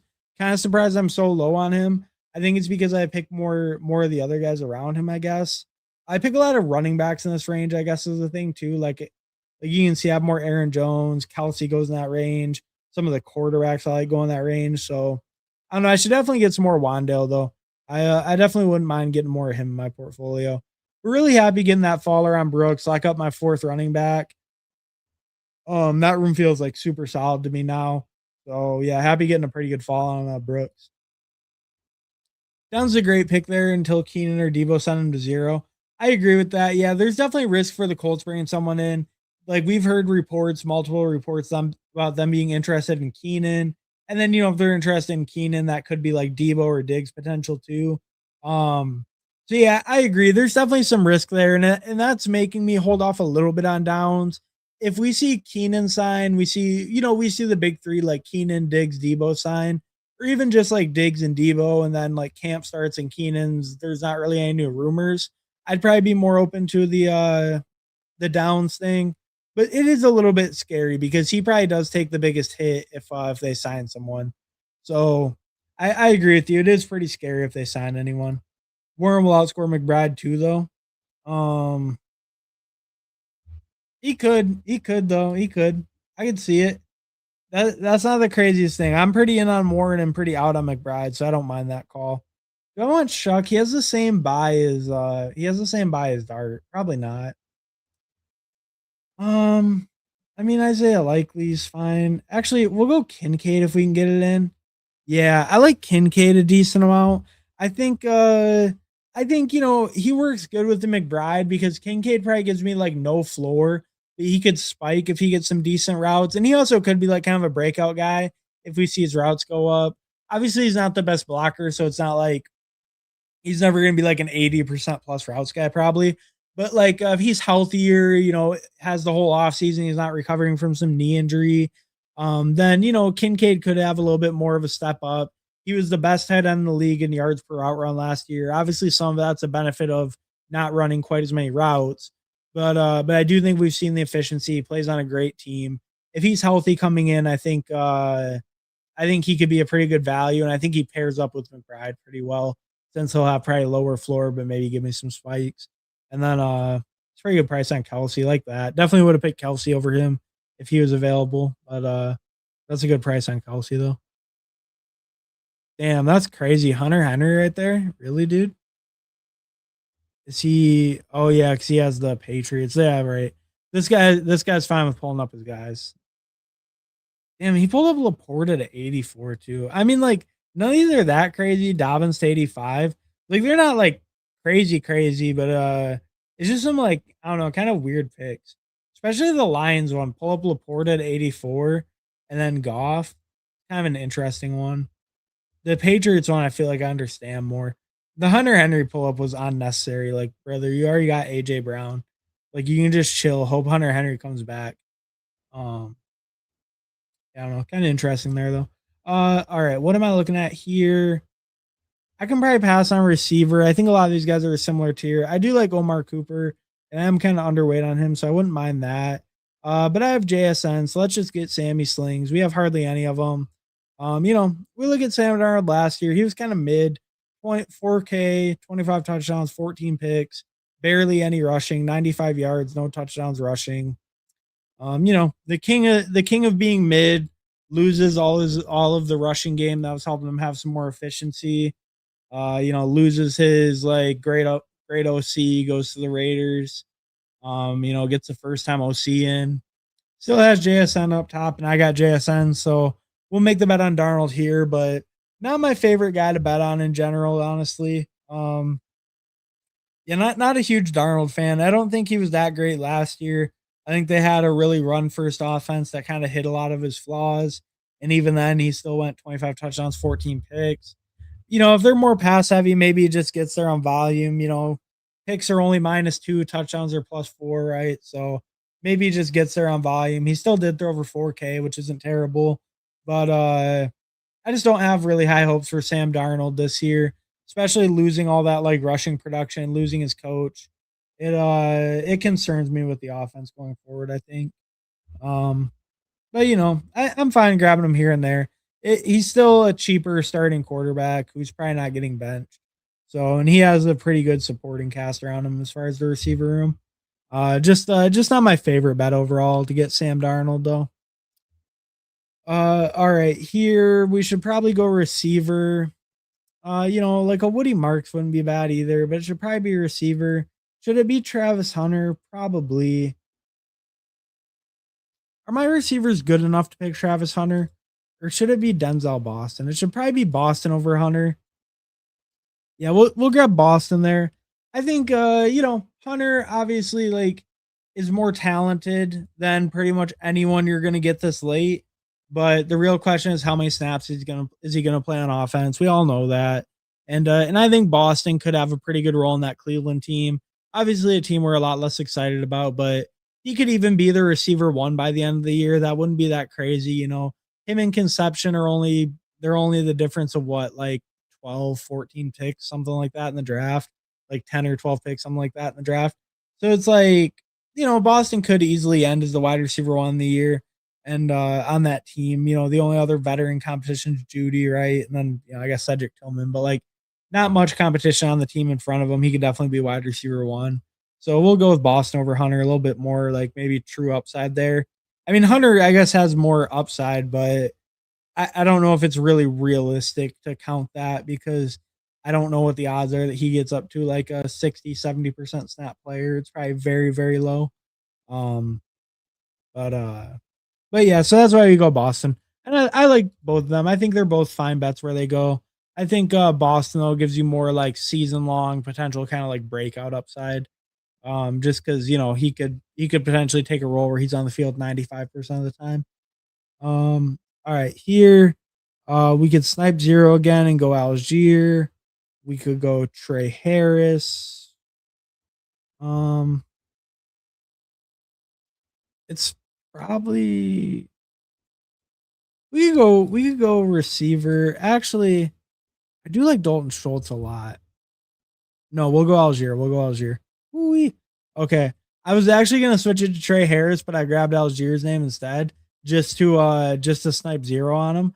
But I meant to grab Trey Harris. I kind of realized since I have Trey McBride, I don't really need a Dalton Schultz type, and I'm already way overweight Schultz anyway, so I don't really need a type like that. I probably needed just like either my fifth running back or my sixth receiver. But now I have five running backs. I think I'm done there. I kind of was going to lean receiver since I think my running backs look pretty strong already. But I think it's fine just waiting on it a little bit. And then I'll just probably hammer out receiver now. I might get a quarterback soon. We'll see what comes back. I'm not totally sure where I'm going to go on this next pick. I'm a little bit behind. Spencer Thurman, what's up, boys? Happy drafting Saturday, y'all. Hey, what's up, Spencer? Thanks for stopping by, bro. Appreciate it. And if you don't know, check out Spencer and Corey on Best Ball Draft Addicts. I think they're live a little bit later tonight. I think 7:30 Pacific tonight. So definitely check them out in a couple hours. They're live later tonight. Kincaid is Josh Downs of Kyle Pitts's. Kincaid is the Josh Downs of Kyle Pitts's. I don't hate the call. I get what you're saying. And I kind of like it because he doesn't play all the snaps because he's, I guess, kind of undersized more because he can't like block, but like I can see it. And he's kind of like a yards per route run merchant because he plays limited snaps. I like the comparison, Zero. I actually really like that comparison. That's a good call. Sub-Zero, we're grinding, having fun. Hell yeah, brother. Get back to that 1 second. Let me make this pick. So here it's just top receiver.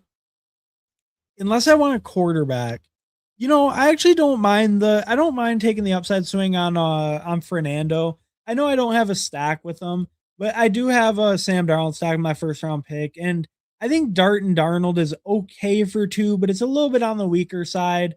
I don't love Darnold as my QB2. So we'll throw Fernando on there, get me a little late season upside. Maybe I'll try to sneak on a late Raider or 2 on here to get a little correlation going with them. But we already had the big Arizona thing going. So now we got Fernando against it. Maybe we pile on a Jack Besh and Michael Mayer and hope that we have a week 17 game stack you need going. Maybe something like that's incoming.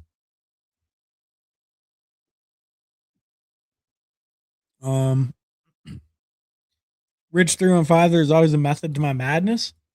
Are you in here? Rich, what team are you? I'm not. Or wait, are you Digger? No, you're not. You're not Digger. Digger was like, what was it, like Terrian or something? It wasn't Terrian. It was something like that. I can't remember. I know Digger. I know Digger was in the chat though yesterday. I remember that. Who are you, Rich? Who are you in the draft? Or are you in the draft? And what's up, bro? Thanks for stopping by. But Jones Snap is wild. Wow. Daniel, the Daniel variety. Um, Jones. Where did Daniel Jones go? 142. You must mean a different Jones because you passed on Daniel. No, you passed on him. You kind of messed up. You passed on Daniel Jones for Malik Willis. That's insane, my boy. I don't understand why you would do that. Daniel Jones is better. He plays on a better team. You had his elite tight end in the 6th round. You should have just picked the Daniel Jones, my boy. Malik Willis, those 80-yard rushing games are gonna be sick until he gets benched halfway through. But you should have just picked Daniel Jones, who was leading one of the best teams in the NFL last year. You'd have been better off, and you would have had a stack popping. You would have been cooking. Instead, you're cooked. Spencer, that's right. I'm doing the same fast puppy and it up over here. All right, hell yeah. I like that. No full PPR, no full PPR for you. I ripped a little bit of the full PPR yesterday, but yeah, the fast puppies feel a little bit more comfortable.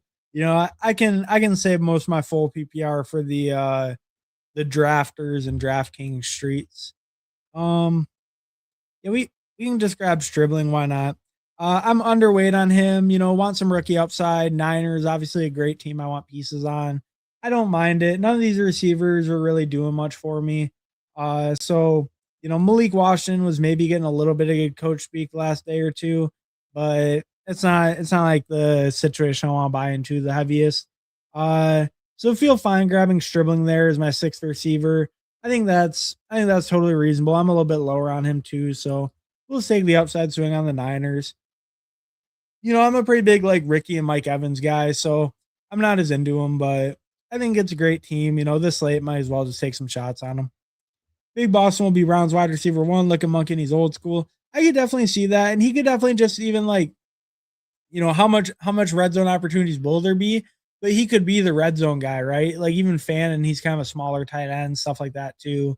So, Big Boston, he could definitely even get some of that like red zone usage really locked down.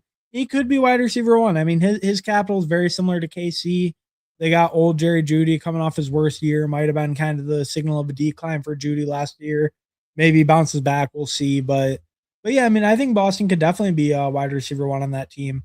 I think the favorite is I think the favorite is the favorite is KC Conception. But I think he definitely could be. I don't want another running back. Oh no. Okay. I was looking for Jack Besh and I didn't realize how far down the board he was. Um Man, Jack Besh was way down there. And you might think that the Jack Besh pick is crazy, but we also had fully on stacked Mendoza. So I wanted to get at least one stack. I think Jack Besh is probably the best bet this far down. The other bet we'll get my first share of Michael Mayer. Zero's always talking him up. I think it makes sense as a third tight end. Give me some injury contingent on Bowers. We're kind of double playing against Bowers by picking McBride, the other elite, and then we'll pick Bowers backup. So if he goes out, we're leveraging off those teams hard. Um, but no, I mean, I think Mayer could be a reasonable pick. I think if there was ever a time to pick Michael Mayer, it's probably right now when I could use a third tight end. I don't really need a running back. I don't really need a receiver. Receiver's probably my weakest room. I do have 3 week 11 buys. I think receiver is probably the correct structural pick on this team would be to go receiver. The more fun pick is to pick the backup tight end for my quarterback I took on stacked. The smarter pick is probably to go with the 8th receiver.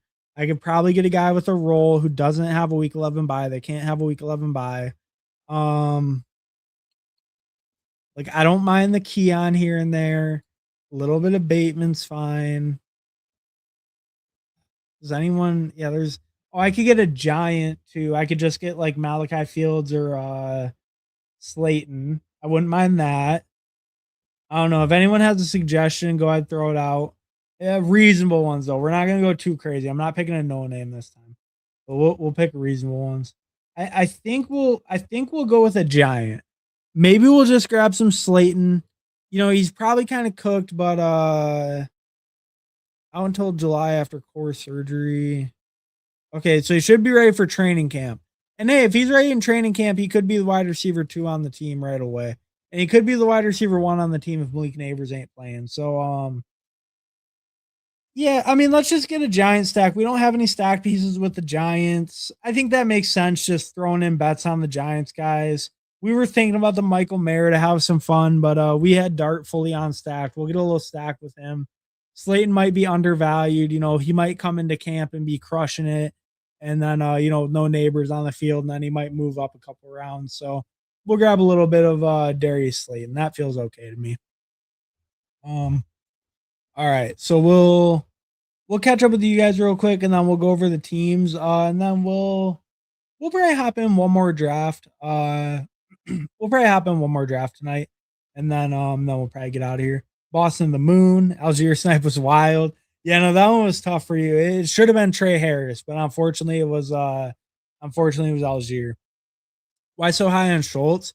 I think his role just looks really good. Like we look at last year when their offense wasn't very good, he still went over 106 targets, 82 catches, 777 yards, 3 touchdowns. Um, I think the touchdowns could obviously go up a little. I don't think he's ever been a huge red zone guy, but I think we look at his target share, it's been like pretty consistent. His yardage has been consistent. Um, I don't think he can be like a huge breakout, but I think on a lot of builds, especially for me where I like punting tight end, and kind of a reason I actually pivoted off him this draft was like I had the McBride, right? But I'm kind of more of a punt tight end guy. So I really like Schultz where he goes as like a second or a third to give me a lot more solid floor. Like let's say I got like a Kincaid as my tight end one, or like someone in that tier, like Likely, Ferguson, Goddard.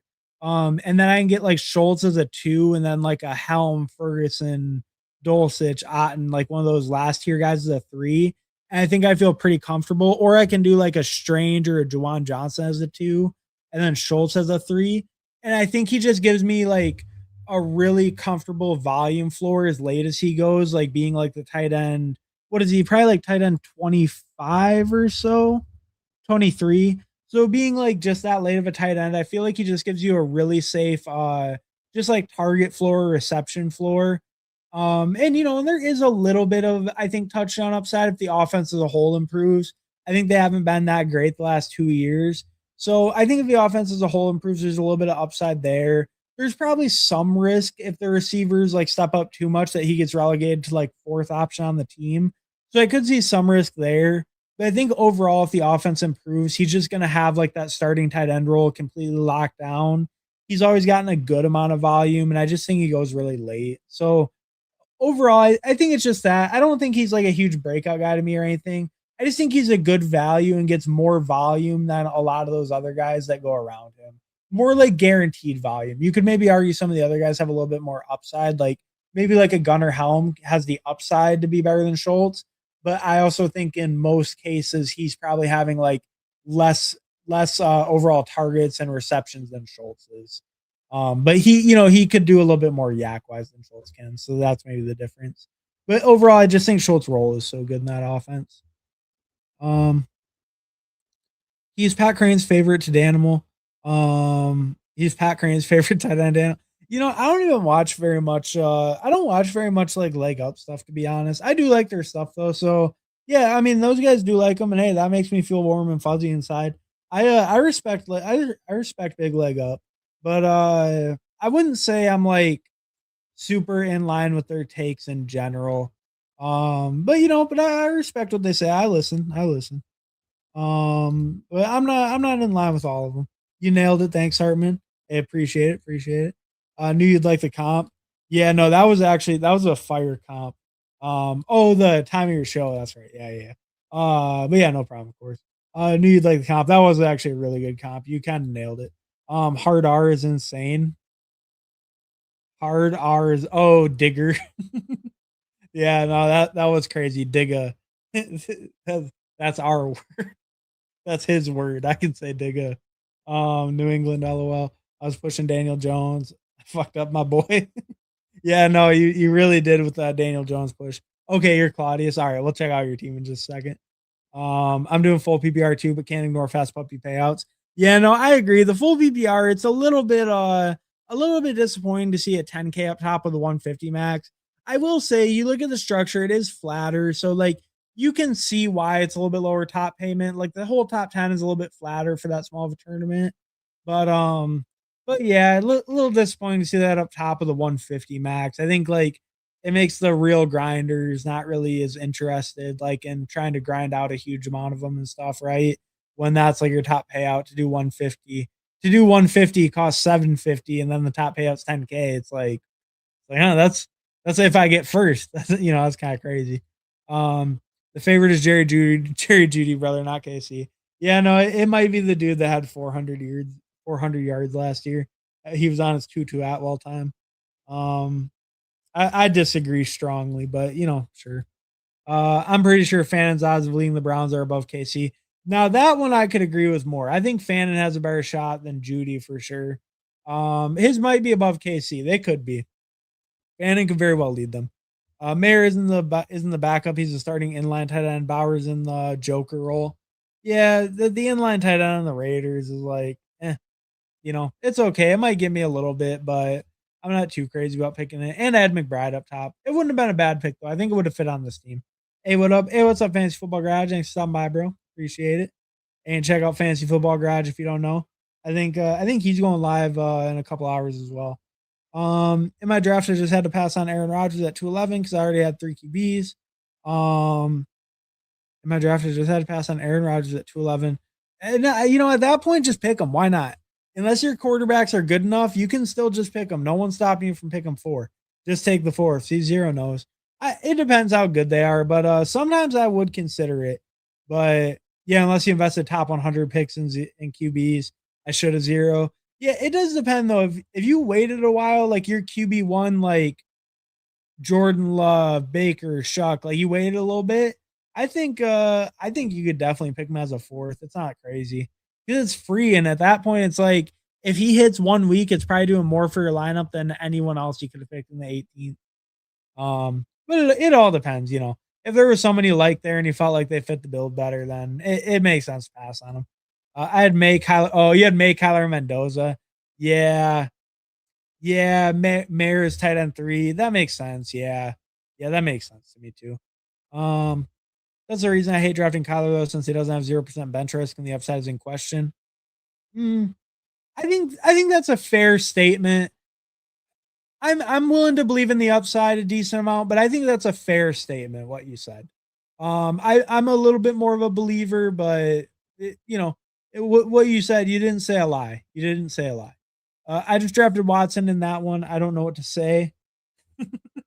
Yeah, I mean, hey, Deshaun Watson, that's a tough pick. I'm picking a little bit more Shadur, but throwing shots on Watson or Shadur always feels a little uncomfortable. Either one. Say something, anything. Deshaun Watson. He was great during first year of COVID. That's facts, bro. Back before the shoulder injury, back before the torn Achilles or ACL, back before the leg injuries. But really the shoulder injury, that just like he lost all his zip on the ball after that. And I don't know, he's just never been the same. And yeah, I don't know, it's tough. It's tough. Maybe not the greatest guy, but he used to be special on the field, or at least it seemed like he could be. So it's like it's tough. It's tough seeing a guy like that where it's like you always kind of want to believe Deshaun could find it again, but I just don't know if he has that same like velocity and like zip on the ball. And I think that's what like hurts his game so much when you watch him play is like he just can't get it to guys. Like he just can't hit those windows. Um, and maybe more time rehabbing it, more time off. Maybe he does get there. He barely played last year at all. So maybe just all that time off, maybe he can get some of that old juice back. But I don't know. I don't know. It's tough to buy into. Judy is the favorite doesn't mean he has a high ceiling in best ball. That's fair. That's a fair point. I get what you're saying. He already has a role. The other guy's got to earn it. So Judy's kind of the projection favorite day one. I get what you're saying. You really think Judy isn't the betting favorite? Yeah. I go like projection wise, he would be the favorite. I get what you're saying. Kyler makes me more confident in drafting Jefferson, Addison more so than drafting Kyler himself. That's my point. Huh? Really? See, I'm actually really confident drafting Kyler. Oh, I go because the bench risk. Yeah, but if he gets benched, then Jefferson and Addison are just cooked anyways. Because JJ, we already know JJ can't feed him. But maybe JJ improves. I get it, but I don't know. I feel pretty comfortable with Kyler, but I agree the bench risk is there. Rogers is locked in, brother. Yeah, no, I agree 100%. Rogers ain't getting benched for nothing. Uh, anyone who thinks Rogers has bench risk, I think you're dead wrong. Yeah, his shoulder was cooked. The Achilles matters less than the shoulder injury that was nagging. Yeah, I agree. And I mean, maybe more time off, maybe he got a lot of massage work, got the kinks worked out and maybe he can get back to that old form. That shoulder could be fully cooked. I think it might be. And we've seen it for multiple years. That injury's kind of older. That's not like a super new injury. So I don't know. It's hard to believe he can bounce back. Almost pulled up Rodgers 20 picks, should have. Yeah, someone pulled him up quite a bit in this draft. I saw that. So you had to go with okay, I get it. You had to go with Watson. Someone did pull him up. It's not about Kyler getting benched, but he has to not get benched, but also outscore Rodgers or my others QBs. Oh, but I think to me that's like a guarantee that he does. I don't think Rodgers has nearly the upside Kyler does. I think Kyler's last full season, we still saw him rush for almost 600 yards. We saw that clear rushing upside still there, even coming back from the torn ACL. I think if he plays all 17, there's no world where Rodgers outscores him. At least to me. I mean, maybe he gets really, really lucky on TD variance and gets like into the 30s like Rodgers does passing wise, but I'd have a really hard time believing he outscores Kyler without Kyler getting injured. Um, the bench risk isn't 0%. He's not guaranteed to spike over Rodgers, even if Jefferson spikes week 17. Oh, in one given week? Okay, yeah, sure. Yeah, in one given week, sure. Um, but you're my pod. You're my pod. I'm beating you down for 14 weeks straight. You're about to have Rodgers beat out my Kyler 1 week. Or I don't even have Kyler. But whoever has Kyler in the spot, they're about to beat your Rodgers ass for 13 out of those 14 weeks, probably. Uh so the 1 week you gotta get out of the pod first, buddy. But no, I get what you're saying. I get what you're saying. But I do think Kyler gives you more spike week upside than like I think the odds of him hitting a spike are a good amount higher than Rodgers. Um, but Kyler goes 60, 70 picks ahead of Rodgers, so he should outscore Rodgers 100% of the time, which it isn't. Yeah, I mean, in the bench outcomes, but that depends what you think the chance of bench risk is.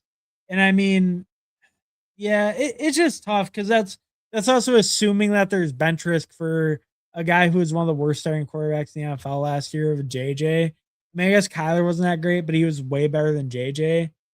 I mean, yeah, I guess. I guess it depends how much you want to believe in the bench risk. But in the outcomes where he doesn't get benched, they were still because here's the thing. Like you can talk about bench risk, but they were still a winning record team last year with absolutely horrible quarterback play. If Kyler's even a little bit better than that, like they have a really good chance to be like easily a playoff team. They're still gonna have pretty good defense too. Like I think the thing is they're gonna be really good. I actually think the Vikings are just gonna be really good with Kyler. So like I get that there's some risk, but I don't know. I feel like it's really overblown. I think they're gonna be a really good team with him. 5 to 25% bench risk for Kyler, 0% for Rodgers. Yeah, that's sure. If you say it's 5 to 15, I'll accept it. All right, yeah. I mean, that's fair. There's a chance. Like, I'm not saying I agree that Rodgers has less bench risk than Kyler, but also Rodgers is my highest owned quarterback. So it's like I get it, but like I also have 20%. So like I'm bought in. Like, don't get me wrong. Rodgers is my highest owned quarterback, I'm pretty sure. But Kyler's number two. But I think Kyler, I guess here's the thing. There's a 0% chance that Rodgers is like a top five quarterback. And I think there's a realistic chance that Kyler is. Um, I think, like we look at Kyler even 2 years ago, he still put up easily over 300. I think that he could definitely hit better passing numbers than that. I think we saw the rushing upside still there that year. So I think he could hit better passing numbers than he did that year. And if the rushing's still there, if he can hit 500 plus, like, and maybe not better passing yardage numbers. I'm not saying he's going to throw away over 4K, but maybe better touchdowns because I do think this offense is better than anything he played with in Arizona. And if he can still hit those rushing numbers, then I think it's reasonable. And the year before was when he was coming back from the torn ACL, obviously. So they did take a dip, but he only played about half the year, and he still had 250 almost. So that's not too bad. But 572 the following year. And I think this offense will be really good. Maybe the touchdowns get more into that like 25 to 30 range passing, and then he can put up similar like yardage numbers. I think that's pretty realistic. Um, yeah, I think that would be pretty realistic on the Vikings. But all right. So I think we're pretty much caught up. So we'll check out the teams, and then we're gonna hop into probably one more draft at least, maybe two more. Uh, but go ahead, vote in the poll if you haven't already, and drop a like on the stream if you haven't already. Drop a sub if you haven't. But vote in the poll if you haven't already, because we will vote. We will hop in whatever's winning that poll after I go through the teams. Look at Rodgers' fantasy points last year, and he missed one game. Calvin Austin, wide receiver two. Rodgers is pretty good. I don't think Kyler ceiling is higher than Bo Nix, and he goes around the same ADP range. 0% bench risk for Bo Nix too. Eh, yeah, same range, but Bo Nix almost always goes ahead of him. But it is a similar range. Sometimes Bo Nix falls behind him. I will give you that. But Bo Nix almost always goes ahead of him. Sometimes behind, but almost always you're not having the decision between the two. Sean Payton loves Bo Nix like his son. That is true. Bo Nix is his new Drew Brees. I think Bo Nix is a really good pick. I would like more Bo Nix. I think I should actually be more comfortable picking Bo Nix on stack. Because I think I don't get a ton of Waddle, so I have less Nix. But I think I'd be pretty comfortable getting more Bo Nix. But all right. All right. I think we're all caught up. So we'll check out the teams, then we'll hop in whatever is winning the poll after this. So we're gonna check out Digger, Danimal, me, Zero, Amp Phil, and then Claudius. Is that the name? Yeah, Claudius. All right, we'll start with Claudius. I ain't seen him before. We'll check his team out first. Drake May, Jared Goff, Michael Penix. I feel like that's pretty good at QB. Like, you're fine with May and Goff. Throw on Penix as a third. I don't mind that. I'm a little bit more of a Tua fan myself, but I don't mind the Penix throw on. I think Goff and May is strong enough though. So decent QB room. James Cook, Javonte, J.K. Dobbins, Jonah Coleman, Mike Washington. I think that's pretty good overall. I like the double anchor up top. Dobbins as a third feels pretty good. Throwing on Coleman, in case Dobbins gets hurt, maybe Coleman's the main beneficiary or a big beneficiary. So I don't mind that. It's a little bit thinner on the back end, but I think with your strong double anchor, it makes sense. And then, yeah, just kind of stacking out that Denver backfield, locking up some points there for your third. I don't mind that play. And then Mike Washington just as a dart throw, maybe if Genty gets hurt, whatever. I think running back's fine though. It's fine with double anchor and then the double Denver thing. AJ Brown, Jalen Waddle, Jordan Tyson, Matthew Golden, Jalen Coker, Tesla, Branch, Laporta, Henry Ferg. I think the tight end room is pretty good overall. Like that quite a bit. I do think you should have probably pushed Hunter Henry. I don't think you needed to double up the Patriots. I was giving you a little bit of shit before I knew you were in the chat, but I don't think you need to force the Henry, but it's not too crazy. You didn't end up too weak at any position. I think the team overall feels pretty good. I like the fifth receiver Coker. I think that's pretty good for your fifth. Golden as your fourth is okay, but you spent a lot of early capital, so that's fine. Overall, I think it's a pretty good build. There's no real weaknesses on this team. RB is maybe a little bit on the thinner side. You do have to rely quite a bit on that double anchor, since you have like two Denver guys right after. But I think that gives you some safe floor in case there was an injury. It just is a little bit risky for the ceiling. You have less outs having both those Denver guys. But overall, I think it's a pretty solid build. I actually like it. I like it a decent amount. Not any huge weaknesses. Yeah, pretty nice build overall. Claudius or Rich. And then we got Digger, 3573, Josh Allen, Kyler Baker, really strong quarterback room like that. You could argue it's even a little bit heavy at quarterback, but we'll kind of look at the rest of the team. But super strong. Saquon, Monagai, Tyrone Tracy, Woody Marks, Katron. Little bit weak at running back. It's okay. It's probably serviceable, but this is definitely on the weaker end. Saquon Hero up top. I like that. I'm a little bit of a Monagai hater, to be honest. So, take it with a grain of salt, but I'm a little bit of a Monagai hater. I think as your two, he feels kind of light. And then I think you waited a little long for 3 and 4 with Tracy and Woody. It's three guys who should get some work and maybe a fourth with Katron. But I think it's just like guys without as secure of roles. There could be some weeks where your RB2 is really hurting you, just giving you really low floors with these four guys. So I think it's a little on the thinner side. I think the floor is a little bit scary with these guys. but it definitely could work. It's 3 guys at least, maybe even 4 behind Saquon, who should be on the field every week. So it could get there, but I think it could be a little bit thinner and could give you low floor some weeks. Then you went Jefferson, Emeka, Christian Watson, Rome, Godwin, AD Mitchell, Bell. Really good receiver room, like the top 5 a ton. Then did some shots late with AD and Bell. I think that's pretty good overall. And then, yeah, did the big double Tampa Bay thing, got Minnesota, Ferguson, Gadsden, and Otten. Pretty good tight end room overall. It's like decent. Really good receiver room, kind of weaker running back, crazy strong quarterback. I think you probably should have passed on either Kyler or Baker. Probably Kyler. You probably just should have passed on him and just got Baker and then maybe a later QB.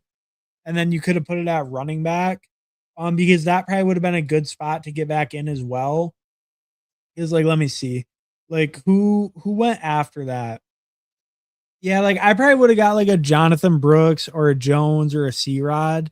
Maybe if you're not a big fan of those guys, maybe not, but I probably would have went with one of them over like one of Baker or Kyler. I probably would have passed on one of the stacks since you already had Josh Allen. I think that's when you already have Josh Allen, I think you kind of give up a little bit of the quarterbacks right there and grab another running back maybe sooner. Um, I think the team would feel better that way.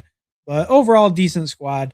I think especially if one of these later running backs hits, then you're feeling really good because the rest of the team's pretty strong.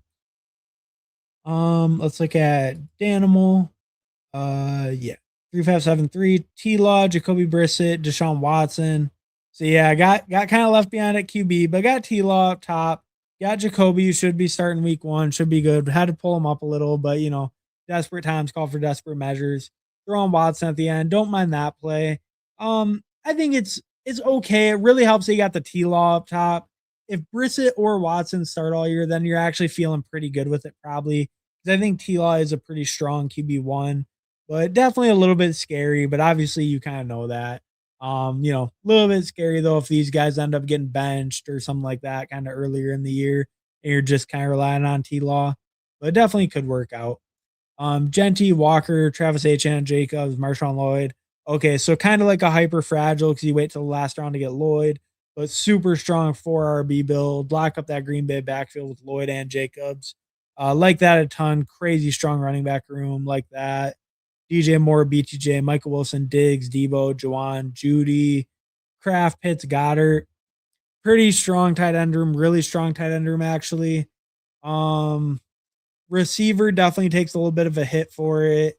I don't mind the Diggs and Wilson as your 3 and 4, but I mean it's pretty weak as a 3 and 4. It's okay because it's like you don't even really have like a super elite up top.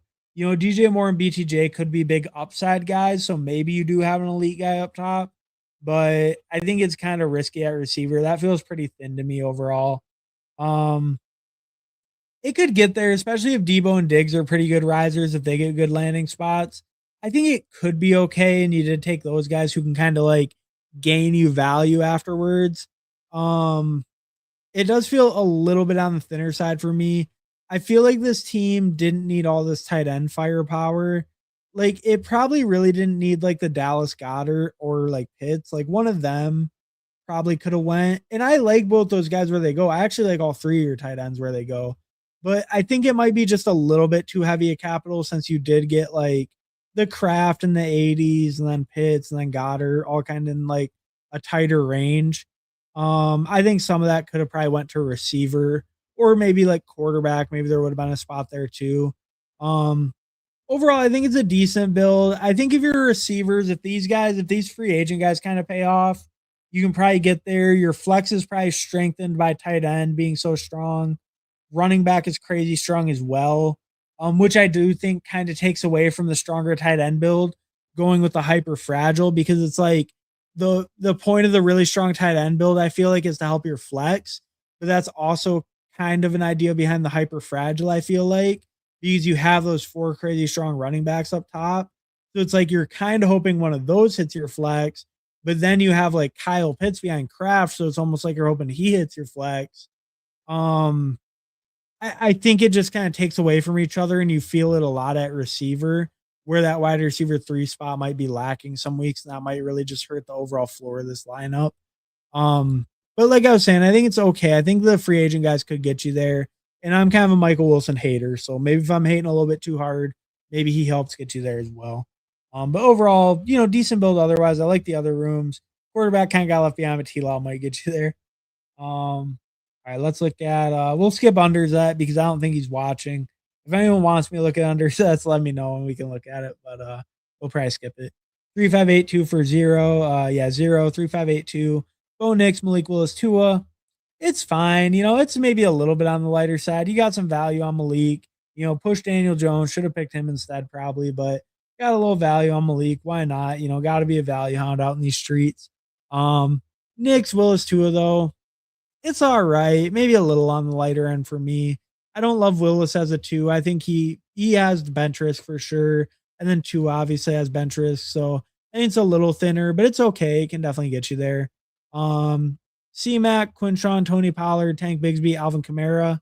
I think that's pretty good overall. I like the top 3.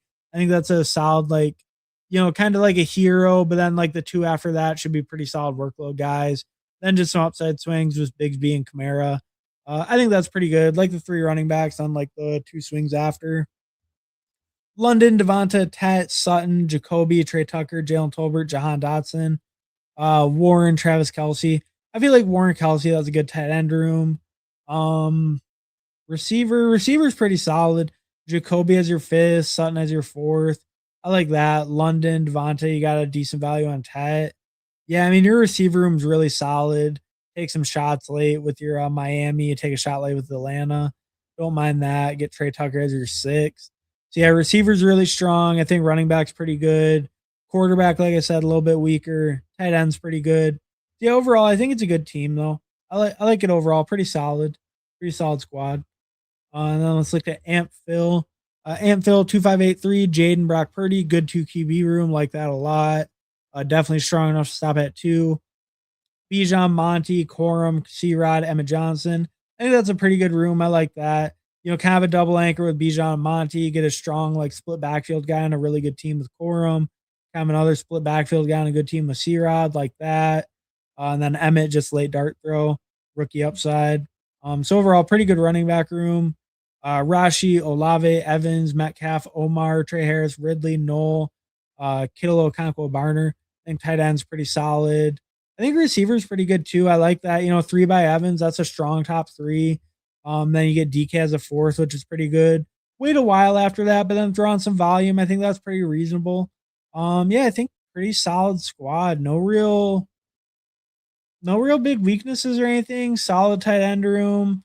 I think it's a good receiver room. I like kind of the 4 early, wait a while, go 4 late kind of deal. And then yeah, like the 3, like pretty high capital. You have high upside up top. And then yeah, the running backs are solid. Obviously, you got Bijan, Hero, but then good RB2, and then guys for 3 and 4 who will have a role. Really good QB 1 and 2. I think it's a solid team for some fantasy. I like quite a bit. Yeah, some solid teams in there. I don't know if I went over my team. I'll go over it real quick.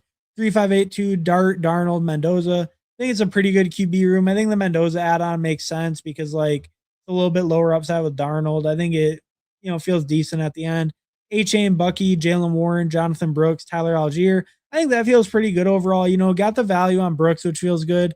I'm not picking a ton of Warren. Like I was saying, I'm getting a little different with this build. I was kind of picking my lower exposure guys early and then kind of piling on some guys that have higher exposure of later. So I think that, that kind of makes sense. Get a little different in some builds. But so we got A-Chain, Bucky, and Warren. I think that feels good as the top 3. Warren feels like a good 3rd. I think my hero up top with A-Chain. Bucky as a 2 feels good. Warren as a 3 feels good. Got some value on Brooks as my 4, some big upside right there. Maybe some big downside, but that feels good as my 4. And Algier, just a guy who hopefully gets some work, maybe get some goal line work. He always did in Atlanta. Maybe will in Arizona as well. And maybe later in the year, maybe he gets some work if Love either goes down or they're just out of contention, don't want to grind their super high-end rookie, or they can grind the, free agent guy they just brought in instead. So maybe get some work that way too. So like the running back room overall, I think it's a pretty good balanced room. JSN, Luther Bird, Marvin Harrison, Jaden Reed, Boston, Stribling, Best, Slayton at receiver. it's a little weaker at receiver, to be honest. JSN up top, I think helps. Kind of went with like a hero receiver right there. And then we go Burden, Harris, Reed. I think that's a fine like top four. It's okay. It's just a little bit like lower floor with the Reed and Burden being less safe. Even Marv's a little bit less safe, right? But at least I have the hero up top with JSN. I think I have at least three guys behind him who have good roles and good offenses. But Reed's a little scary week to week, and Burden's a little scary because we don't know exactly how that offense will shake out. And then we took some shots on younger guys. Boston is Stribling, the rookies, on one on a really good team, one on a really bad team, but Stribling with a lot of competition on the good team, Boston with kind of weak competition on a bad team. So that feels good. Both got relatively high draft capital, high second round picks. Then we get Besh, second year guy, maybe takes a step in that Raiders offensive weak receiving talent. And then Slayton, just, the old vet on the Giants, Neighbors dealing with some injuries, missing some time. We had the Jackson Dart stack, so why not throw a Darius Slayton on there? Maybe he gets some early work and gets on the field. And he can definitely win downfield, hit some spike weeks, or at least he used to be able to. So we'll see if he still can. Trey McBride Kincaid, that's good at tight end with a super elite up top. That's fine. And we did kind of like a Raiders Cardinals thing too. That was part of getting the Vegas stuff. It's a week 17 stack. So, that feels all right overall. I think receiver is definitely my weakest room for sure. It feels okay, but a little bit scary floor. So, overall feel okay with my team though. Not great, not terrible. A little weaker at receiver. Some of these, if like Luther Burden pops off and like Marv takes a little bit of a step, I think I'm feeling really good with this team. If one of those guys kind of falters, then it's probably a little bit weaker.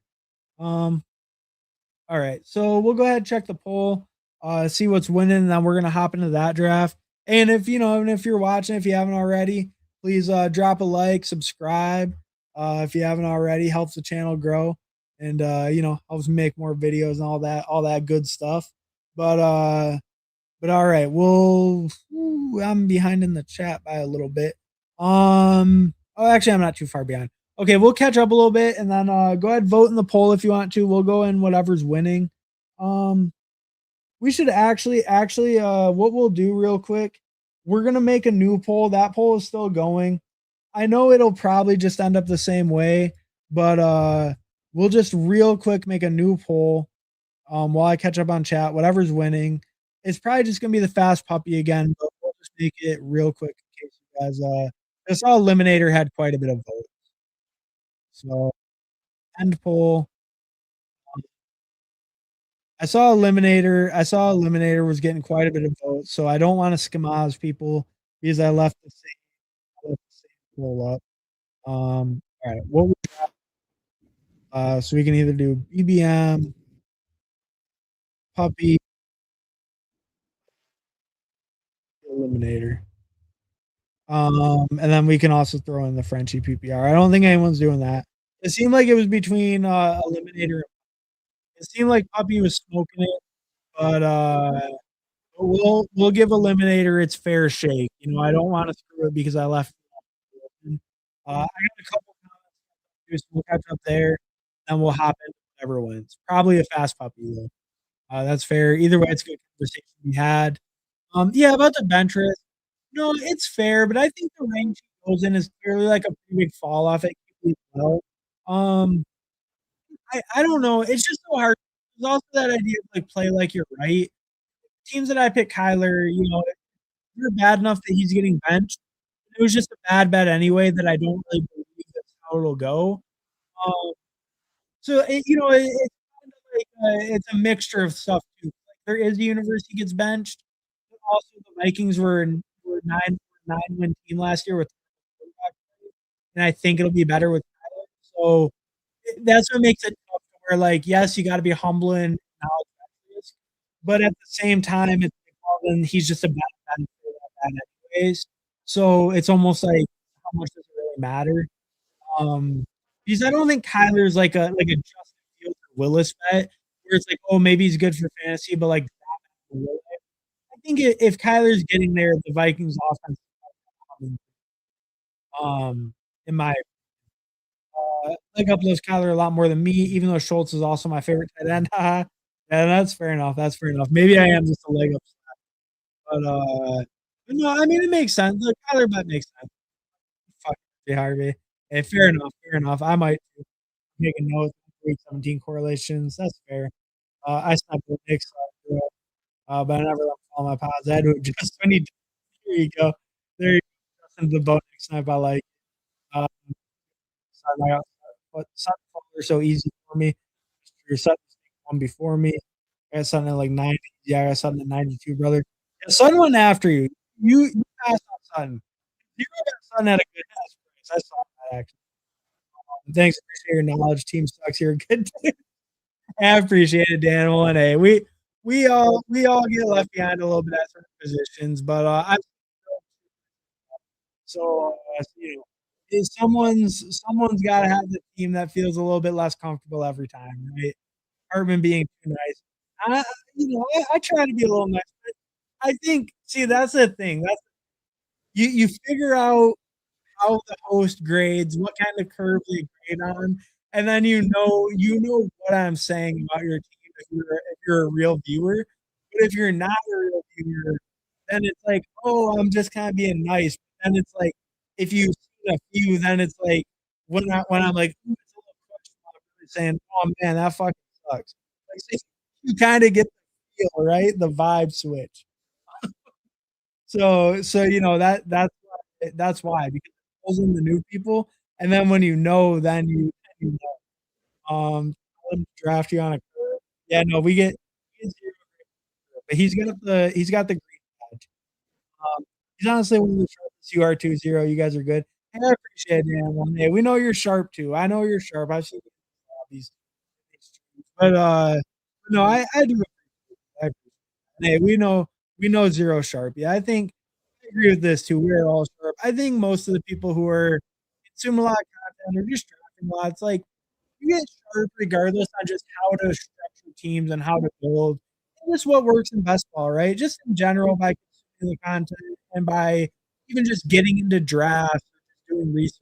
Like always improving and getting better and improving the process that way. Even if it's just by drafting more teams, it's like you're getting better. Right? People who have drafted a lot understand how to draft teams, whether your takes are right or wrong, whether you agree or disagree. In some schools doing that. So I agree with this. Like most of the people who are around all the time, who are drafting all the time, are probably pretty sharp, pretty good at it. But we all get left behind sometimes trying to push it and get this little extra value at, oh man, a fifth that might not structurally be the best, but I'm gonna grab it's a good maybe get left or whatever, whatever. But it's, I think most of the people in here are gonna be sharp, which always uh, jump on this Mike Wilson train and press head to cash. Brother, we're gonna have to talk about the Mike Wilson because I get the break. Like, I mean, when I say the Cardinals like led the league in pass attempts, I'm not being hyperbolic. Like they led the league in pass attempts last year, and I understand they're a bad team, but are we saying like is Jeremiah Love and Algier just aren't getting many carries? Because you also got to remember when they were passing it, like who was RB1, brother? Because it wasn't James Conner, it wasn't even it wasn't even Trey Benson. It was like Bam Knight for the couple weeks he was healthy. It was like Amari DiMercato couldn't even stay healthy. Like they were running out absolute nobodies at running back. Like they were having no rushing production whatsoever. And I understand they're still a bad team, but it's like they're gonna try to run if they can. I really believe that. I really believe that. Um, so yeah, I don't know, but his price is starting to get more fair. So like I can kind of see buying in. I think his price is in a fair range now. Where like before in like the 90s, I was way out. But now I might start picking a little. Um all right, man. We're quite a oh yeah, okay. Sorry about that. And what's up, Dragon Dog? I can stop by, bro. Hopefully it got a little better. I had a YouTube open in another tab because I was starting that poll. Hopefully my audio is a little better now. All right, we're quite a bit behind the chat. So what we'll do, we'll hop into the draft. I will check what's winning that poll. I'll just check on my phone real quick. That way I don't lose the quality again. Um we'll vote. All right. So we tried to give We try to give eliminator. It's okay. Audio good now. All right. Thanks, Connor. What's up, Connor? Thanks for stopping by. Appreciate it. All right. Audio fixed. All right. All right. Thank you. Yeah, no, I accidentally I opened YouTube and sometimes when it's buffering, it makes the audio go bad for a second. But all right, I'm looking on my phone. So it looks like the puppy pretty handily won the vote. So we'll be doing a fast puppy. I'm gonna count it down. Yeah, should I been that train since last year? Thanks, Brad, to adjust me some of my Mendoza stack. All right, yeah, we'll count it down. We're gonna hop in the fast puppy. So let's count it down. We're gonna hop in the fast puppy in 10, 9, 8, 7, 6, 5, 4, 3, 2, 1. All right, we're in the fast puppy, waiting on one. All right, filled. Yeah, I wasn't sure if I wanted to wait and try to get through the chat first or if I want to just count it down. And I looked and I'm like decently far behind. So in the chat. So I figured we should just get in the draft and get it popping while I'm catching up. All right. So it looks like we got Air Jeff, Zero, and me at 10, 11, 12, which is a little unfortunate that all the people I know are right at the end. If anyone else is in here, let me know. Those are the only names I recognize right off rip, though. But kind of funny, we all get put right at the end of the draft. So not the greatest to see, but it's fine. It's fine. Not the best for me. I'm probably gonna be getting sniped left and right by these guys, but it's all right. You kept me on my toes. Didn't want to get caught leaning. You sniped 2 and 2. Yeah, you guys were at war with each other, huh? Rich and Zero. You guys were at war, but hopefully you both make it out alive. I have Drake, brother, not a snipe. I just wanted his services. Yeah, no, that's true. If you have Drake London, you have the right to Tua, probably. You want to stack up Pitts, Waddle, Tua. I mean, Pitts would have worked out, but Pitts and Waddle, yeah, maybe a old stack. Get a little correlation there. A few guys I predict will make some noise due to incoming training camp hype. Mike Wilson, Parker Washington, Tootin, 2 Browns receivers, Trey Tucker. I think I'm with you on. I'm honestly with you on all of them except for Mike Wilson. I really just don't think he's that dude. I think like he got the perfect storm of all the opportunity lining up. Every running back gets hurt. They go super pass heavy. The other receiver, the real receiver one gets hurt. I think he has the perfect, like they threw it 700 times last year. Like he got the perfect storm. The wide receiver one was out. The running backs are out. It's like it was the perfect storm for him to get production. And and we're talking about all this production, Michael Wilson finally had his big breakout. And it's like he just barely hit 1,007 touchdowns. And they threw the ball 700 times last year. And he just barely hit 1,000. And the other receiver got hurt for half the year, and every running back got hurt. And he just barely hit 1,000 yards. It's like, I don't know. And we're expecting him to take some big leap after he hit the literal, like, perfect storm. I just don't see it. I don't see it at all with Michael Wilson. Yeah, I don't. I really just don't.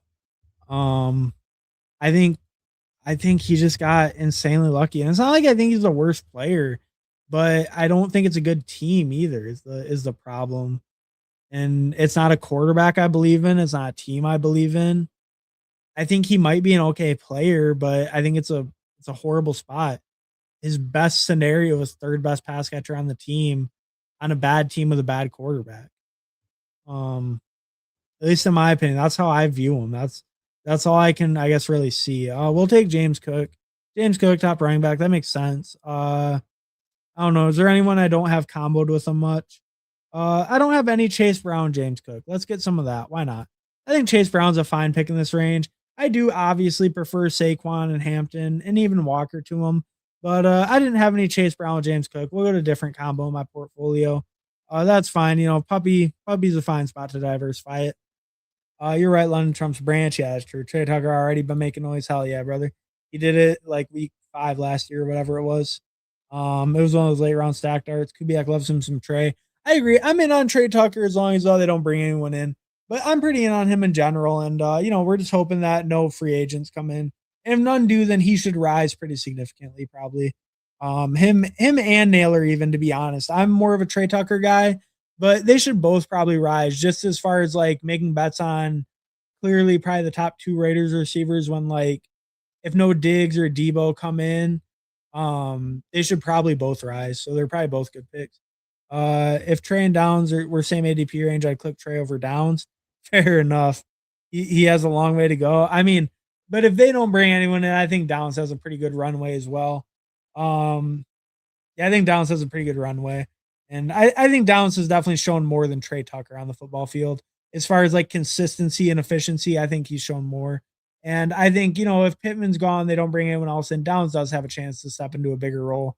Like I think he's shown some efficiency and it's been lower snap share, but then they get rid of the guy who's taking away those snaps. So I think there definitely is room for Downs to grow. I can get being a Downs hater, and he definitely moved up maybe a little bit aggressively, but there's definitely room to grow for him. And with Trey Tucker, it's not like he's ever been all that great. Like it's a good spot for him, and there's not a lot of competition, but like he's most of his productions from one good game with a lot of blown coverage. If we're being real. Trey Day League winner. Hey, I like Trey. I like Trey Tucker. I like Trey Tucker. Zero just gets a little bit hyperbolic. So we had to smack it down a little. But I do like Trey Tucker a lot. I think he's a really good pick, especially if they don't bring in like Diggs or Debo. I think that's the only real risk that you're contending with right now. Especially if they bring in Diggs, it probably hurts. Nice McBride team, always hard to make them feel good.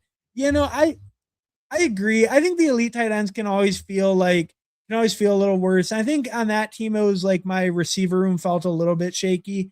Like it needed some guys to kind of work right for it. But I agree with those elite tight end teams. It's always a little bit harder to make them feel good though. Most drafted player, I'm all in. Trey Tucker, yeah, no, I can see that, and he goes late enough. It makes sense as a bet. Like I definitely don't mind the Trey Tucker bet, and I don't know. I think it's a totally fine bet. You were just comparing him to Josh Downs. I think there's a clear case for Josh Downs. I think he's shown more on the football field consistently, but Trey Tucker also goes way later, and if they don't bring anyone in, he definitely could have a good role. And the offense should improve a ton. So zero hesitation, zero diversification, yeah. And he goes late, so it's fair. I voted him last time, but Fast Puppy always wins. Yeah, Fast Puppy. PPR, don't be hoes. What's up, Carney? Oh yeah, what's up? Thanks so much, bro. Yeah, we made it out of there. But yeah, PPR. I don't mind the PPR, but yeah, the Fast Puppy almost always wins. The thing with the PPR that I don't love is like the 10K up top, 150 max. It's a good structured tournament. Let's go Lad, and then we'll probably just do Josh Allen with James Cook. How often do I pair them? 27% of the time, I pair my Josh Allen and James Cook. That's not too bad. I don't mind it. We'll get Josh Allen here. I think Josh Allen, where he goes, you're paying a little bit extra of a premium than like he's probably worth, but Josh Allen's been the QB 1 or 2 for I believe 7 years in a row. He hasn't finished worse than QB 2 overall. So I mean, Josh Allen is safe. He should be the QB 1. I think the premium is a little bit steep over guys like Lamar and stuff. But I think every once in a while here and there it's okay. And when I have James Cook stacked up, I don't mind it. Lock up all the rushing touchdowns on that team. Lock up maybe even upwards of 30 rushing touchdowns, 25 to 30 rushing touchdowns between Josh Allen and James Cook combined. I think that always feels like pretty good. You never feel too bad with it.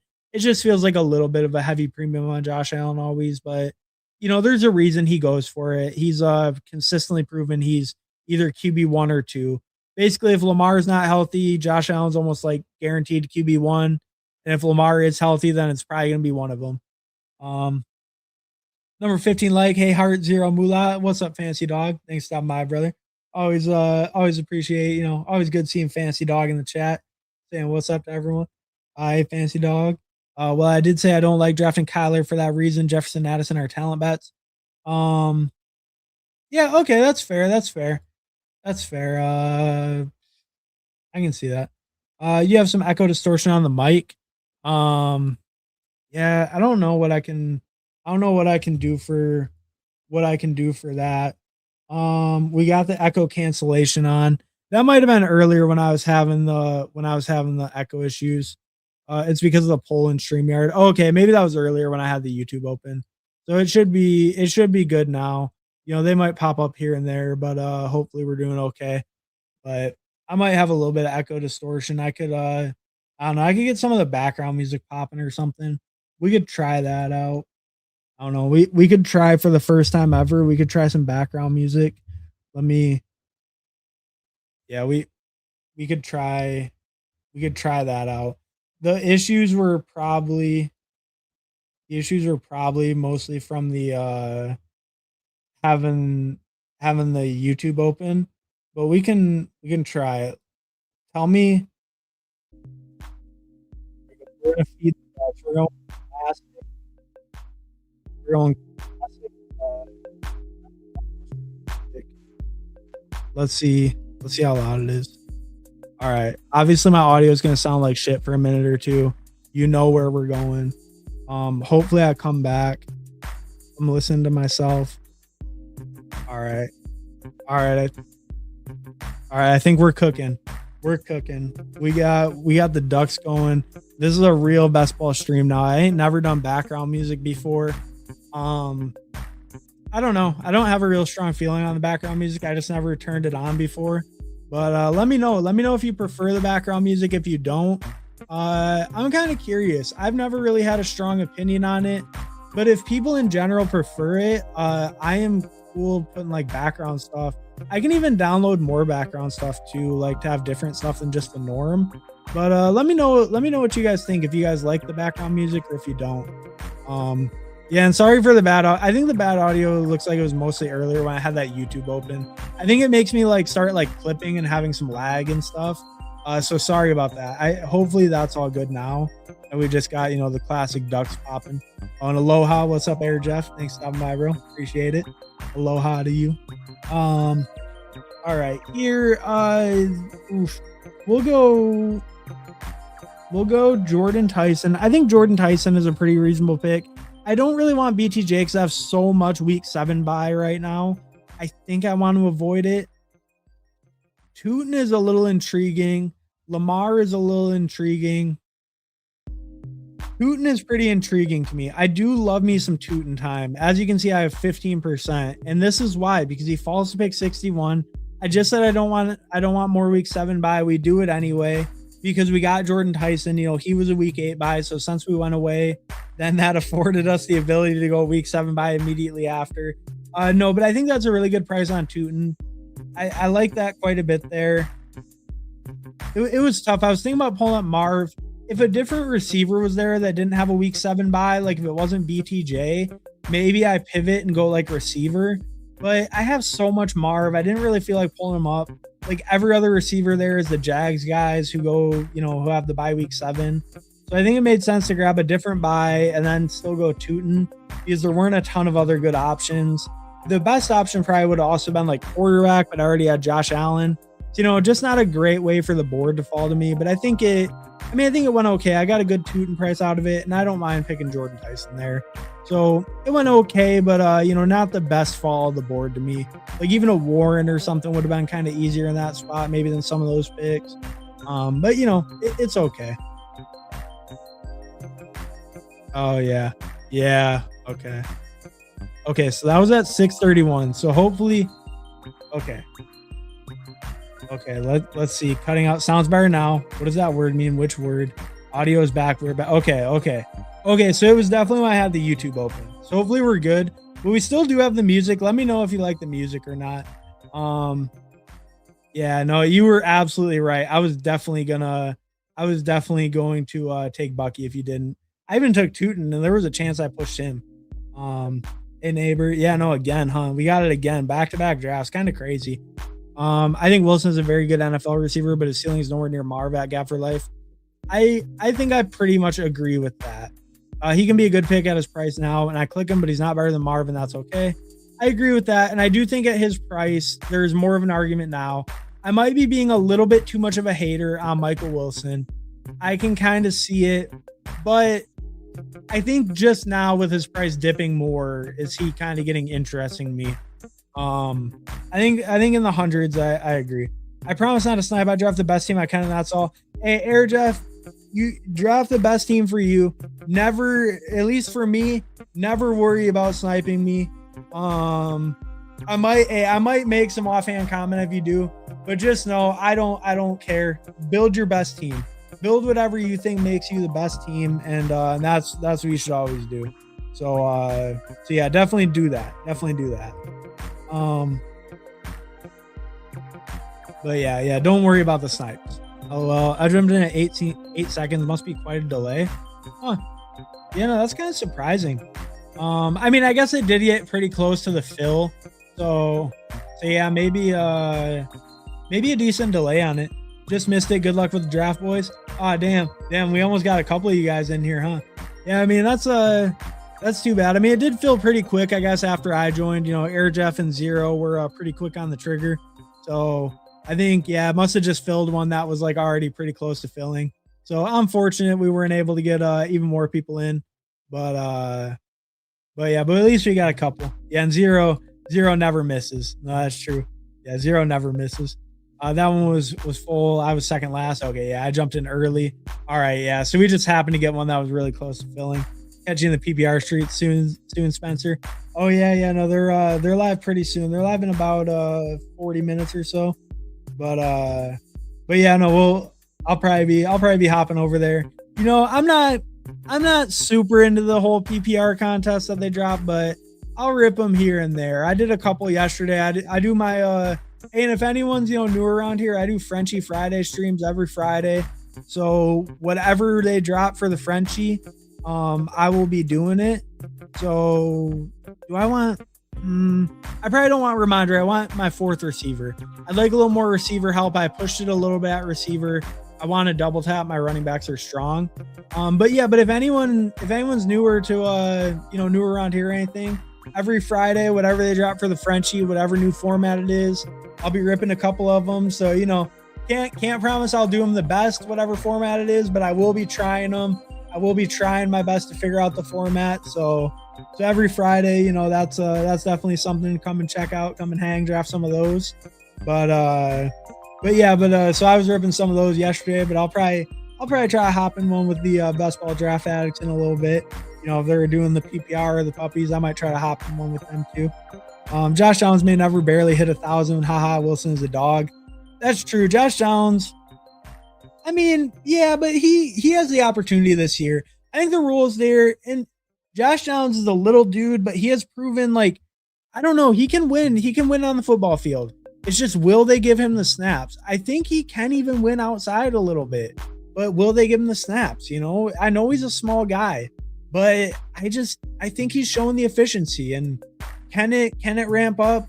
It's hard to say. Maybe he's limited like a Khalil Shakir guy, but I don't know. There is a chance that he could ramp up a little bit with Pittman gone. there's a reason they get rid of Pittman, right? And Pittman costs a lot of money. Maybe that's the main reason, but I think that, they're definitely giving Downs a chance to grow his role. And I think we can see that. And the team was really good last year, at least.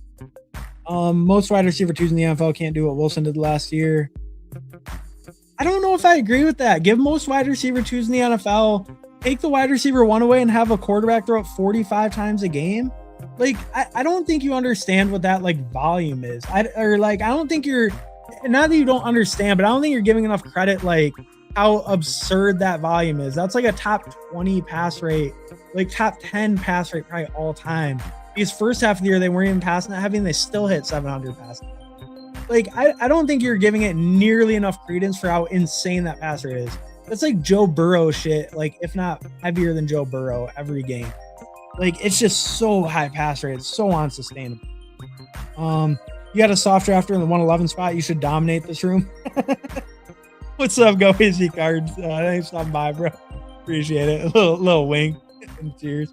Yeah, no, it we try to bait Zero, and we hope that he'll snipe me on Michael Wilson on the turn, and that's the game plan. But yeah, man, down shown over Trey. Trey showed he can play all three positions. He run damn near 100% of routes. Great blocker. Yeah, I mean,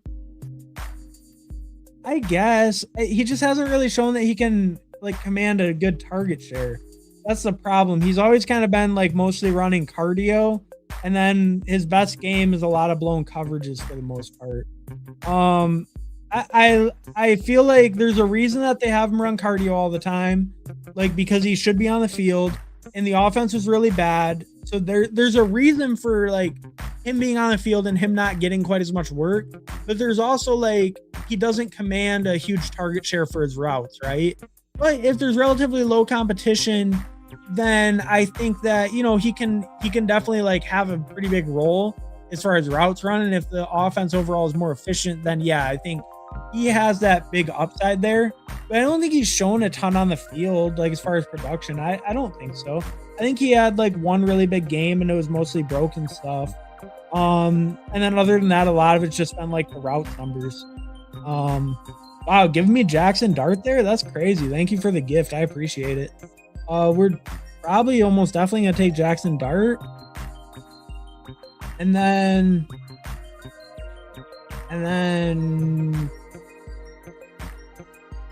yeah, so we're gonna take Jackson Dart. I think that makes sense to me. You know, I could have went with like a stacked like Chuck or something instead, or Baker, but I think Dart is enough of a tier above to me to pick him. See, I'm debating, do I want Kenny Gainwell or do I want like Wandale? You know, would take Michael Wilson obviously if he was available, but I don't think he is. We go Kenny Gainwell for the 4th RB there. I think that's a fine pick. I think running back really falls off after this tier. I think Rashad would have been in consideration, but he's a week 7 buy, so I couldn't do that on this team. I think a Wandale or a Golden or a Conception would have also been fine, or like Jacoby or Dubs. But I think my receivers are strong enough. I can push it a little bit. I want to get that 4th RB, feel more solid there, even though I did go with a stronger double anchor. I think now I feel really comfortable with my running back room. I can really push it for my 5th and then just kind of hammer out receiver and tight end from here and feel pretty good. Yeah, I think that feels okay on that turn there. 4th head coach in the 4th NFL season, sleeping on Trey. Yeah, I mean, hey, I don't mind Trey either. Aaron Dragon just popped up on my YouTube feed, one of my all-time faves, and I rarely find it on free streaming. Good luck, all peace. All right, fair enough. Enter the Dragon, the movie just showed up. So shout out Enter the Dragon for popping in the chat and making that show up in your feed. Have a good time watching the movie Gap for Life. See you later, Moolah. Audio is cool for me. All right. We made it out the mud. Oh no, audio's worse with the music. Is it okay now? But is it, let me see. All right, I'm listening to my audio on my headphones right now. I'm listening on a headphone. It sounds like it's okay with the music. When the music first comes on, it pulls away like your voice because it's like balancing the audio. But I think it's okay now. It seems like we're matching up with the music pretty good. It's good. Fuck the music. We're here for Hartman. All right. So Zero's anti-music. I generally tend to be anti-music as well. First stream tonight. You stream daily or how often? I stream Friday. I stream on Fridays for the Frenchie Fridays. I'm doing that every Friday. I stream on Sundays pretty much every Sunday.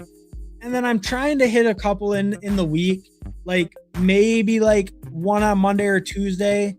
And then I do the Friday one, like today's Saturday, obviously. So I'm basically committed to like Friday and Sunday, doing some Saturdays and then Monday or Tuesday. Right now, all I have scheduled, I'm going to be live tomorrow, probably like earlier, like afternoon, maybe like around noon or 1 or so. And then I'm going to be live actually with the Best Ball Guy. I'm going to be on Best Ball Guy's channel on Thursday. That's pretty cool. Best Ball Guy was actually the first guest on my channel. So, I don't know. That's pretty cool. Looking forward to that. But yeah, Fridays and Sundays, those are the only days I'm fully committing to, but trying to do a little bit more too. And I think I want to start doing some more guest streams and stuff, like get some more people on. I'll start doing that next week. I think I'll start doing that next week. I'll probably hit some people up maybe tonight or tomorrow and see if I can figure some of those out too. That'll be fun to get some people on and stuff. All right, so Kincaid likely is actually not a bad turn. Receivers are really terrible here. They really took away the receivers. I think it's kind of a big teardrop. I think double tapping tight end makes a lot of sense here. I don't think I desperately need a receiver. I think that, like I was saying before, C-Rod is a really good value right now. I think that he will move up when training camp starts, but the double tap of tight ends, I'm not a huge likely guy. As you can see, I'm underweight, but when they're both stacked up, I think it makes sense to go Kincaid likely. Hit that little double tap at tight end there. I think that feels pretty good. I think that feels pretty reasonable there. Stack up both of them when I didn't have like any receivers stacked with my quarterbacks or anything. Kind of, James Cook stacked with Allen, but feels nice to get another stack with them. I think both those tight ends, I kind of like them where they go. I'm warming up to Kincaid quite a bit, but likely I'm not as in on. But I do think with Neighbors having the injury with kind of weaker receiver competition, he definitely has that huge upside potential. And with the quarterback, it feels good. Let him know, Zero. Fire. Love you guys. Zero, truth teller. Yeah, no, that's true. Hartman speaks the truth. We are here taking notes. Hey, I appreciate Zero. And I mean, hey, I appreciate it because, like, having Zero in the chat, sometimes I might get a little angry at him, but it's like he pushes me to have my best takes, right? And helps me refine them, right? Zero gives me the pushback to help me refine them into real takes. Is like, at first I'm just slinging stuff, right? I'm like, oh, this guy's a good pick. But then you start getting the pushback, and then it's like it refines it into the real takes. So I always appreciate that. But no, it's always just a good time talking ball. I mean, I'm just chilling here, drafting my team, so it's a good time. I'm not like gonna max the puppy or anything like that, but I'm gonna put in a decent amount of volume. I think I'm at like 40 drafts now or something in the puppy and the fast puppy. It's been out like 10 days or so, something like that. So it's always just fun. I'm gonna rip these drafts anyway. It's a good time to get on stream, talk some ball, talk all about why Kyler Murray is one of my favorite quarterbacks. Even though I know people hate him and think that, he's going to get benched. And it's not like Kyler is the GOAT. Kyler's definitely a divisive player. But that was just one that kind of came to mind because he's like Kyler is definitely super divisive. And I get it too. I mean, he got benched last year. Let's be real. But I don't know. He's definitely one of those real divisive guys where it's hard to. It is hard because the upside's there, but it's like the risk is there too. Heard that. Love pushing Lamar past Hartman. Yeah, no, that was sharp there. I thought about crushing your dreams and just taking them because I knew you were probably doing that to me. I really thought about it, but we took the Tootin. I think the Lamar's a great value. Anytime in the 6th is an incredible value. And I think just where Lamar goes, relative to Allen, usually in the 5th, Lamar's a good price. I like him in general, but anytime in the 6th, he's just a steal. If Lamar is healthy, he's the only guy who consistently puts up the same amount of points as Allen. I think you can argue Jaden and Drake May are kind of getting close to his tier. And Joe Burrow, when he's healthy, he's a little bit less safe floor, but he also can hit those huge spikes. But it's just I don't think anyone is guaranteed top 3 or just super high end scoring season if healthy as Lamar and Josh Allen are. They've just shown it year over year when they're healthy. Their floor, their ceiling is just so safe. It's there. You don't have to worry about it. Damn, Zero taking Boston right before me, this son of a bit. But no, that's unfortunate. He takes Boston before me. I love me some Boston, but I know he loves Boston too. Let's see receiver. I think we go Debo and Trey Harris maybe. I'm not a big Flournoy guy. We do have the Giants thing. I mean, I have 1%. I could get some Flournoy here.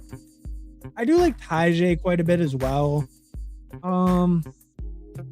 Yeah, quarterback, we're done. Jawan Johnson wouldn't be a bad pick either. Let's go Tajay. I think running back kind of falls off. Yeah, Tajay's fine. I think running back falls off a little bit, or it will at least by the time it comes back to me. I think we can call that good at 5. I'm only going to do 2 quarterbacks for sure. So I'm going to do a 3rd tight end probably soon. And then I'll just go all receivers after that. So I think it's fine to just grab my 5th running back, stop there. I think that feels pretty good. But yeah, no, you got me there. I know he doesn't pass on Bucky there. Yeah, exactly. Veteran drafter move 0.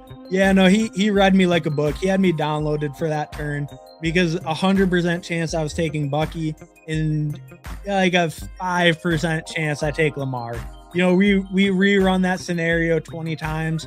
I probably take Lamar like maybe not 5%, maybe like 15%. We rerun it 10 times. I take Lamar 3 out of the 10 on that turn. You put me in that spot 3 times, I do it because it's worth it just to steal him because I know 0 on them back.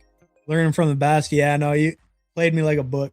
I'm in on the next one. All right. What's up, Ryan? Thanks for stopping by, bro. Appreciate it. But yeah, are we gonna do another one? We might do another one. I'll decide when the draft ends if we're doing another one or not. I'm on the fence. Because I think some people are starting pretty soon, but we might have time. We might call it after this one though. I know the Fantasy Football Garage is going live relatively soon. I know the Best Ball Draft Addicts are going live soon. We might hop off. We might rip one more though. We'll kind of decide. A full PPR contest with top 3 spots with $1 to $3 million up top. I'm interested in. Yeah. No, I get what you're saying. Go AZ Cards. Hey, well, this is not the full PPR contest. We're in the fast puppy. So we actually didn't do any of the full PPR contest today. We did them yesterday. It was Frenchie Friday. I'm legally obligated to do them on Fridays. But yeah, no, I'm kind of with you. It's like it's not a great structure. That's the thing with the full. We'll go back to the draft in just a second. Don't worry. But that's kind of the thing. It's just the structure is not great, right? Like 10K up top, 5K to second for a 150 max. Like as you can see, I got 3 in from like yesterday, but I don't know, for a 150 max, it's just like not a great top prize. It's flat, which I guess is kind of cool for like ROI on your bankroll. Maybe I haven't really looked into like structure as far as that goes, but like it's decent advance odds. It's not a crazy size final, but yeah, it's just the top prize isn't great. The flatter structure, and it's a 150 max. You know, if it was like a 5 to 10 max or something, like that'd be kind of cool. That'd be kind of interesting. But a 150 max, like, I don't know, where's the juice for your squeeze, right? You want to put in $750 and to max enter a contest with 10K up top? Like that math doesn't seem like very good ROI. I mean, you know, you basically have to play for like a top 3 outcome. And I mean, I don't know. You know, I mean, I guess you're always playing for top tier outcomes, but it's just like, what's the juice for the squeeze if you put in 150 fucking entrants? You know, that's pretty crazy into that tournament. Tight end, Gunner, Dulcich plays Buffalo. Get a little correlation. Why not? I don't mind it. You know, old Greg Dulcich. I probably like Gunner Helm more than him.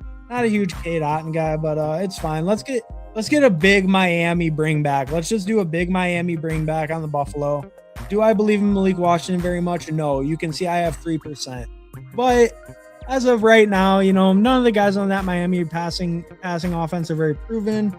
Throwing darts at a couple of them here and there. It's not the craziest thing to do. It's not something I would recommend doing super often, but we have a Buffalo team. It is a bring back week 17 for that. I don't mind it here and there. Not my favorite move, but I think it's a reasonable move, but you know, not something I'm doing super often. You know, we'll probably be throwing on Josh Allen's number 1 target at the end of this draft too. We'll just really buy into that whole Buffalo Miami game. Get some stacks going for that. Downs can play outside receiver, but he will never be a positive blocker, which isn't great when the team is built around John Taylor. Okay, that's fair. Because I'll give you that. And they do have NWI, who is like an actual really good blocker. Yeah, and like even like Doolin stuff might be a better blocker than Downs, or you know, is a better blocker than Downs. Yeah, I mean that's fair. I'll give you that. Do you reach for the stack or let it go for ADP? So I would say when I'm on the turn like this, when I'm at the very corner, I am more open to reaching for my stacks. Obviously, in this one, it's a little different because we got like Josh Allen and James Cook, so we just spent up super early. And then we got Dart on a little faller on stack. So, you know, we did stack them up with Likely, which is a smaller stack. But like generally, I would say when I'm on the turn, I'm comfortable reaching I'm comfortable reaching for a quarterback on the turn, especially let's say like I believe personally that there's a very big fall off at quarterback and even kind of see it in ADP once like Baker Mayfield and Tyler Shuck go off the board. So like let's say you're in the spot where I took Dart, and let's say like let's say Jackson Dart went, right, and these other quarterbacks are gone.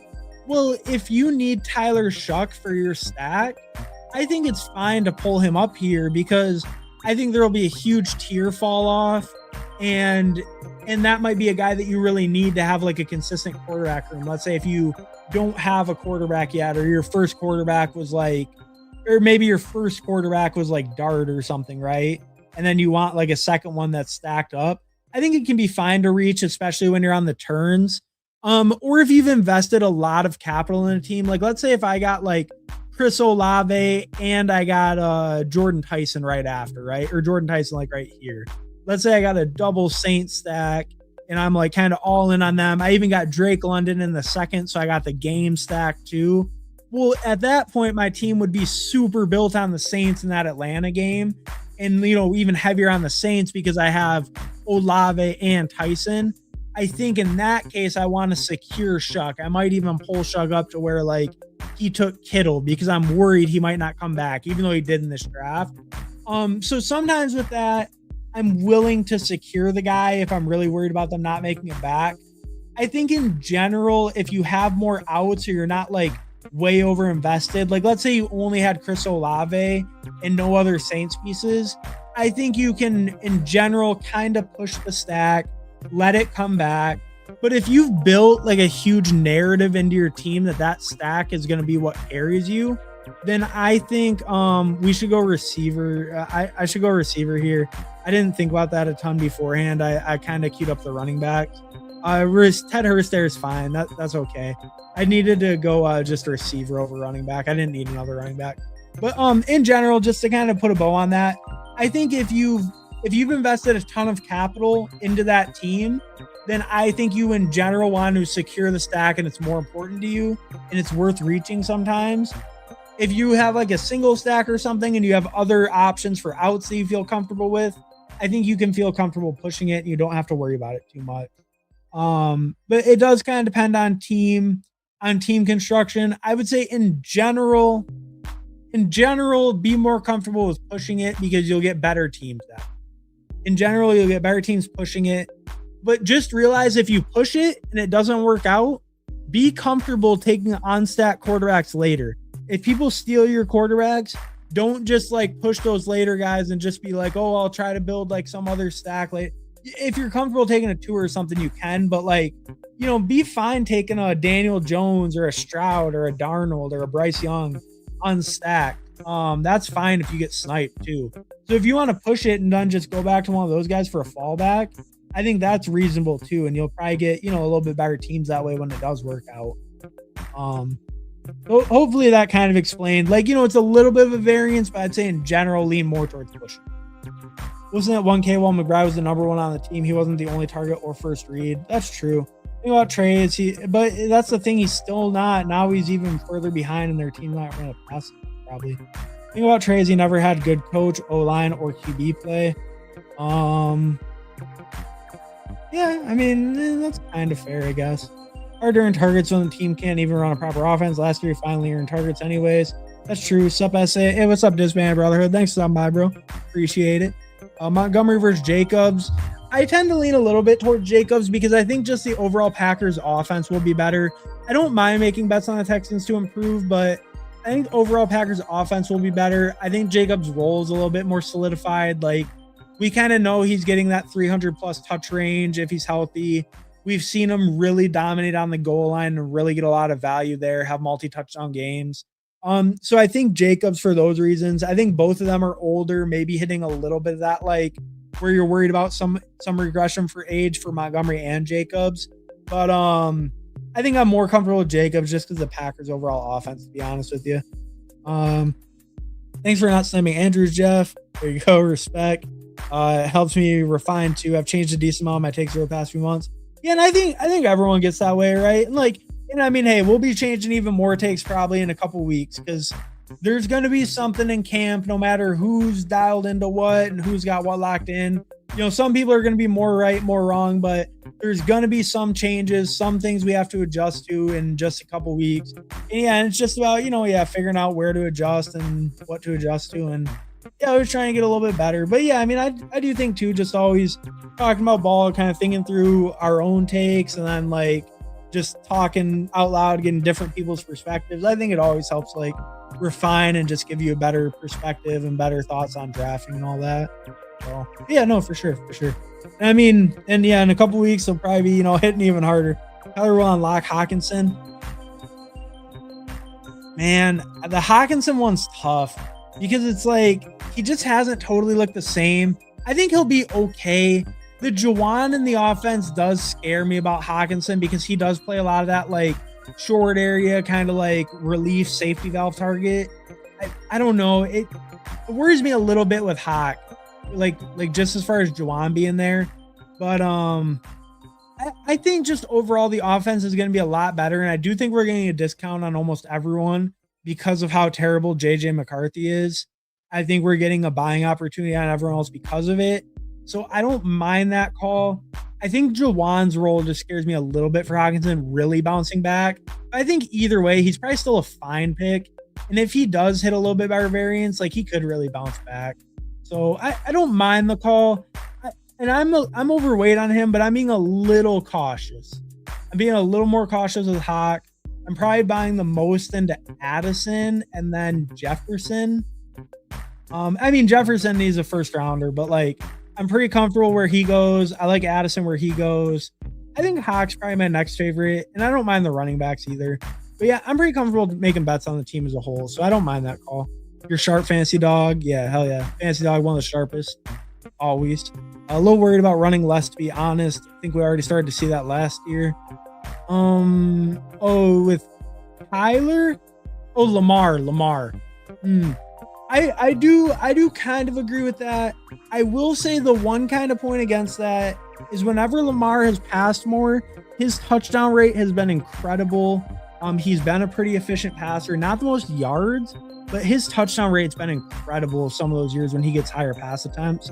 You know, like 3 years ago, I guess we see him put up more like a 340. He still had 457 pass attempts that year. So maybe he does hit a year more like that if the touchdowns are a little bit lower. Yeah, I mean, I do kind of agree. We saw a little bit less last year. And Declan Doyle going there could want to use Lamar more like a passer. You know, just kind of have him rushing a little bit. Sorry about that. Could want to have him rushing a little bit less. So yeah, no, I mean, I think that's a pretty fair point. I do think his scramble ability and how many points the Ravens offense as a whole has put up, like with him on the field, I think makes it still a worthwhile bet. Because I think he has shown the ceiling and passing wise to get him there. So I'm still pretty comfortable with him, but I do think that is a fair point. He is also getting like quite a bit older. Like it's a lot later in his career than like a Jaden Daniels or a Drake May or a Caleb, who we're probably not as worried about the rushing going down. So yeah, I don't hate the call. You can't just assume he's going to have another 800 or 900 yards rushing if he's healthy. I don't hate that call, McNick. I do think the upside's still there, but maybe it's not quite as guaranteed as I was saying earlier. Leo Longoria, Kincaid, Likely, and Chig are must if you don't get a top 5 tight end. Kincaid, Likely, and Chig. I like all 3 bets. I think Likely's the one I feel the least confident in, but I see probably the most true upside in. Kincaid, I see as like a really high spike week potential, better in best ball pick, like good best ball pick. But I do think the floor will be relatively low for him, but I think he's a good pick where he goes. And I think Chig is also a good pick where he goes. Big breakout potential for him, obviously. Likely's the one that, man, I've just never been a huge Likely guy like when he was on Baltimore. And I think I still just kind of a hard time buying in, but I can see it. The role's there. The neighbor's injury is there. The other receivers aren't very strong. Obviously, he follows his old coach. You know, Dart was pretty good at targeting tight ends last year as well. So I can definitely see the case for Likely. I've had a little bit hard time with him, but I think it showed. I'm at like 6%. I'm not like way underweight, but Kincaid and Chig I like quite a bit. Kincaid, I just don't know if he can really like break out, but he can definitely hit huge spikes. So it's worth it for that. Even if he hasn't spiked a ton, I think just how he wins, what his role is, he could definitely hit spikes. I agree. Bunch McNicks. I got Chicken Andrew stack. Feels good. That is a pretty good one. Always stack Chig. Yeah, no, if you have Jaden, definitely stack Chig. Naked Chig is not as fun. Agree with that. Definitely better with Jaden, but Naked Chig's okay, but his price has been kind of going up. Without when Diggs or Debo, if one of them go there, his price will probably go back down a little. So I'm not clicking as much Chig, but I think he's still a fine pick. I think Kincaid you can do naked though. I agree because I think Kincaid just gives you really big spike upside, especially if you can get on the field a little bit more consistently. I think there's big upside with him. What other fantasy streamers you watch? Oh, I watch so many fantasy streamers. Actually, as a matter of fact, I think I'm going to finish catch up on the chat. I'm going to go over the teams. But I actually think, yeah, okay, we can share. Fantasy Football Garage is one of the streams I watch. I'll post his link. He's not live yet. He was supposed to be live 5 minutes ago. This son of a bitch. It's scheduled for 7:15. It's 7:21 p.m. I don't know what the Fantasy Football Garage is doing. Probably putting his kid to bed, but so I watch him. Fantasy Football Garage. I watch Who Hames. I watch Best Ball Guy. I'm gonna be on Best Ball Guy's channel next week. I watch PPR Tyler, The Toxic Tower. And then, obviously like Peter over that Chip Chasing. I don't know how new you are to the community. There are many streamers out there. I am in quite a bit of the chats and whatnot. Fanspeak Network is a really good one. They're really good. They I think if I don't know how into the best ball you are. I feel like I've maybe seen your name in some other chats, but I'm not sure.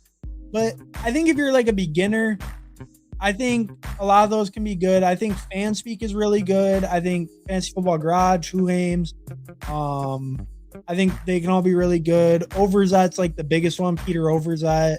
And then like Toxic Tower, some of the best entertainment value. That's like a 3-man show. They're very, they talk shit to each other quite a bit. They go pretty hard.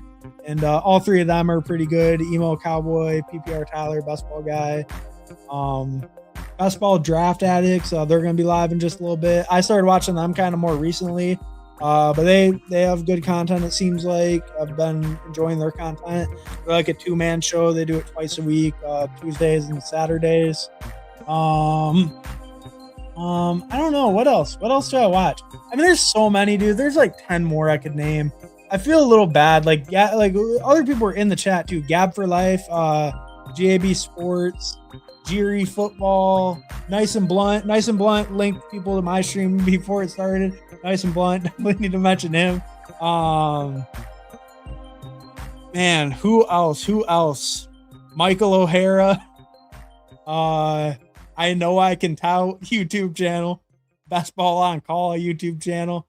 But no, I don't know. I named a lot of them. There are definitely a lot of ones to check out. A lot of ones worth looking at. But I think some of the big ones though were some of the first ones I named. Like definitely, it depends how much you want to kind of check different stuff out. But like Toxic Tower, Fanspeak, Who Hames, Fantasy Football Garage.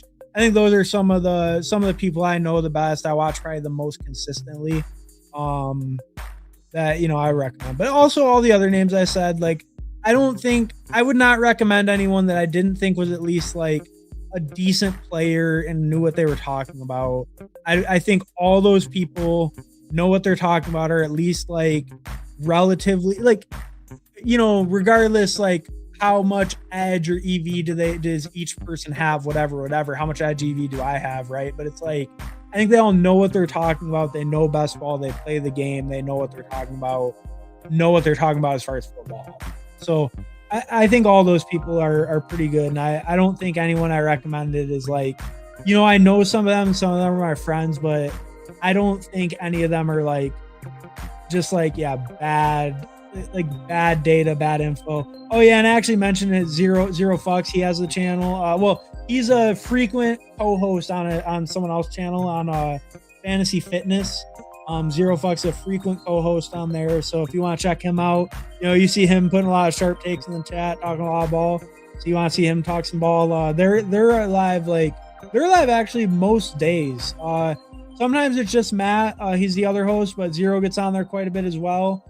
And they're live more days than not in the week. Spit and Fire. Hey, thanks. I appreciate it. Smitty is deaf out there. Yeah, I think that might be a different streamer they're talking about. And he is not a good drafter or good info. Maybe good info as far as football, but not a good drafter for best ball. Would not recommend following his advice. His name, what's the fucking channel name? The Fantasy Football Show. He has like 30K subs, and like maybe some of his football takes are good, but he is the worst underdog drafter you've ever seen. He 150 max best ball Mania last year, advanced one team. The dude is garbage. No idea what he's talking about. And I'm not someone who like trashes a bunch of people and hates on people. I mean, I just was, like glazing like 20 channels for like 5 minutes. But like that dude is garbage. I would not listen to any best ball takes he has. That guy's main value is, if you want to listen for some redraft stuff, or you want to get in his drafts and get some free EV off him. Because that dude's garbage. He has no idea what he's doing in best ball. I would not take any of his advice ever. If you want to take his player take advice, maybe. It seems fine as far as that. Or like redraft stuff, but best ball, no clue what he's doing. Do the Frenchie. I think we're calling it. Some of my buddies are actually going live real soon. So we dropped Fantasy Football Garage's channel. Bro, you'd be halfway through a basketball by now. You're right. See, Ryan, I will say this is a common issue near the end of my streams. I get a little bit behind on the chat, and then we're kind of catching up. Oh yeah, you're right. Oh yeah, no, and you're right with that. But drop a link. All right, so here is. Let me see. Did this guy go live yet? Did this guy go live? Because he's supposed to be live. He better. Okay, the Fantasy Football Garage is live. He's probably ripping BBMs. He might rip some puppies or PPR. I'm not exactly sure, but he's live. So he's live right now. And then the Draft Addicts, we'll drop their link when we're finishing because they're not live quite yet, but they'll be live in like 5 minutes. But Fantasy Football Garage is live right now. He's probably drafting a BBM. I'm even going to hop in his chat. All right, there we go. Connor been looking for new streams. There we go. What's up? All right. So yeah, but I'll finish catching up with you guys. I'll look at any teams that were in here, but we're done. We're all done drafting. So if you want to check out some more drafts, check out the Candyman Fantasy Football Garage, and then I'll drop the other link in a little bit if you guys are still in here. But all right, we'll finish catching up with you guys, and then we'll hop on out, and we'll look at the. There's only 2 teams in here, so we can. It'll only take a second. 3 downs. Nate Tice making some interesting points about certain formations where 2 wide receivers are on the field, but on the same side, essentially creating a slot guy on that side. Oh yeah, like stacking them up and stuff. Yeah, I could see them being used like that. I mean, I think that they have a really good offensive play caller, and I think that they set up their system sets up for a lot of those like short, like layup targets, a lot of RPO, a lot of like RPO, like short kind of like, easy scam passes like that. So I think that does make sense, and it should set up pretty well. I barely have any fan in a shit ton of dart. That's why I let you get dart back. All right, fair enough. Hey, I appreciate it. Also, absolutely jamming dart, one of my big stands here. I totally agree. I think dart's a fantastic pick.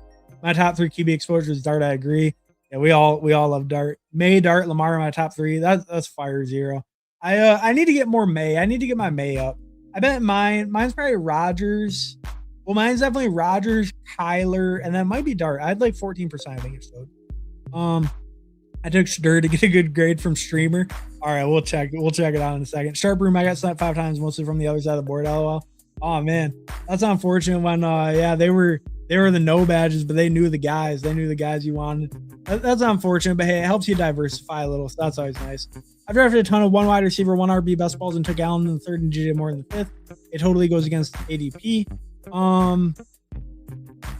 Drafted 1. Oh yeah, okay. I think that's reasonable. Get a little different, pull them up from there. I think that's pretty reasonable. I don't mind that, Ryan. Thanks for not sniping me. No problem. That literally doesn't go against ADP, but I know what you're saying, Ryan. If I'm in later rounds, yeah, I think it's close to ADP, but I think it's like you can pull him up to like the left side or something like that. Maybe is what he's getting at. Like you pull him up to like the 2 slot or something, right? Maybe something like that. You can't have faith in Jeff and not Hawk.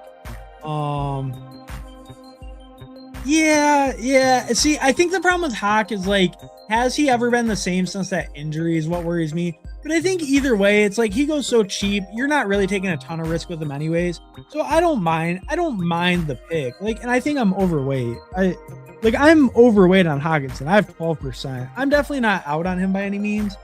But like, I guess to me, do we see him return to this like 900 range?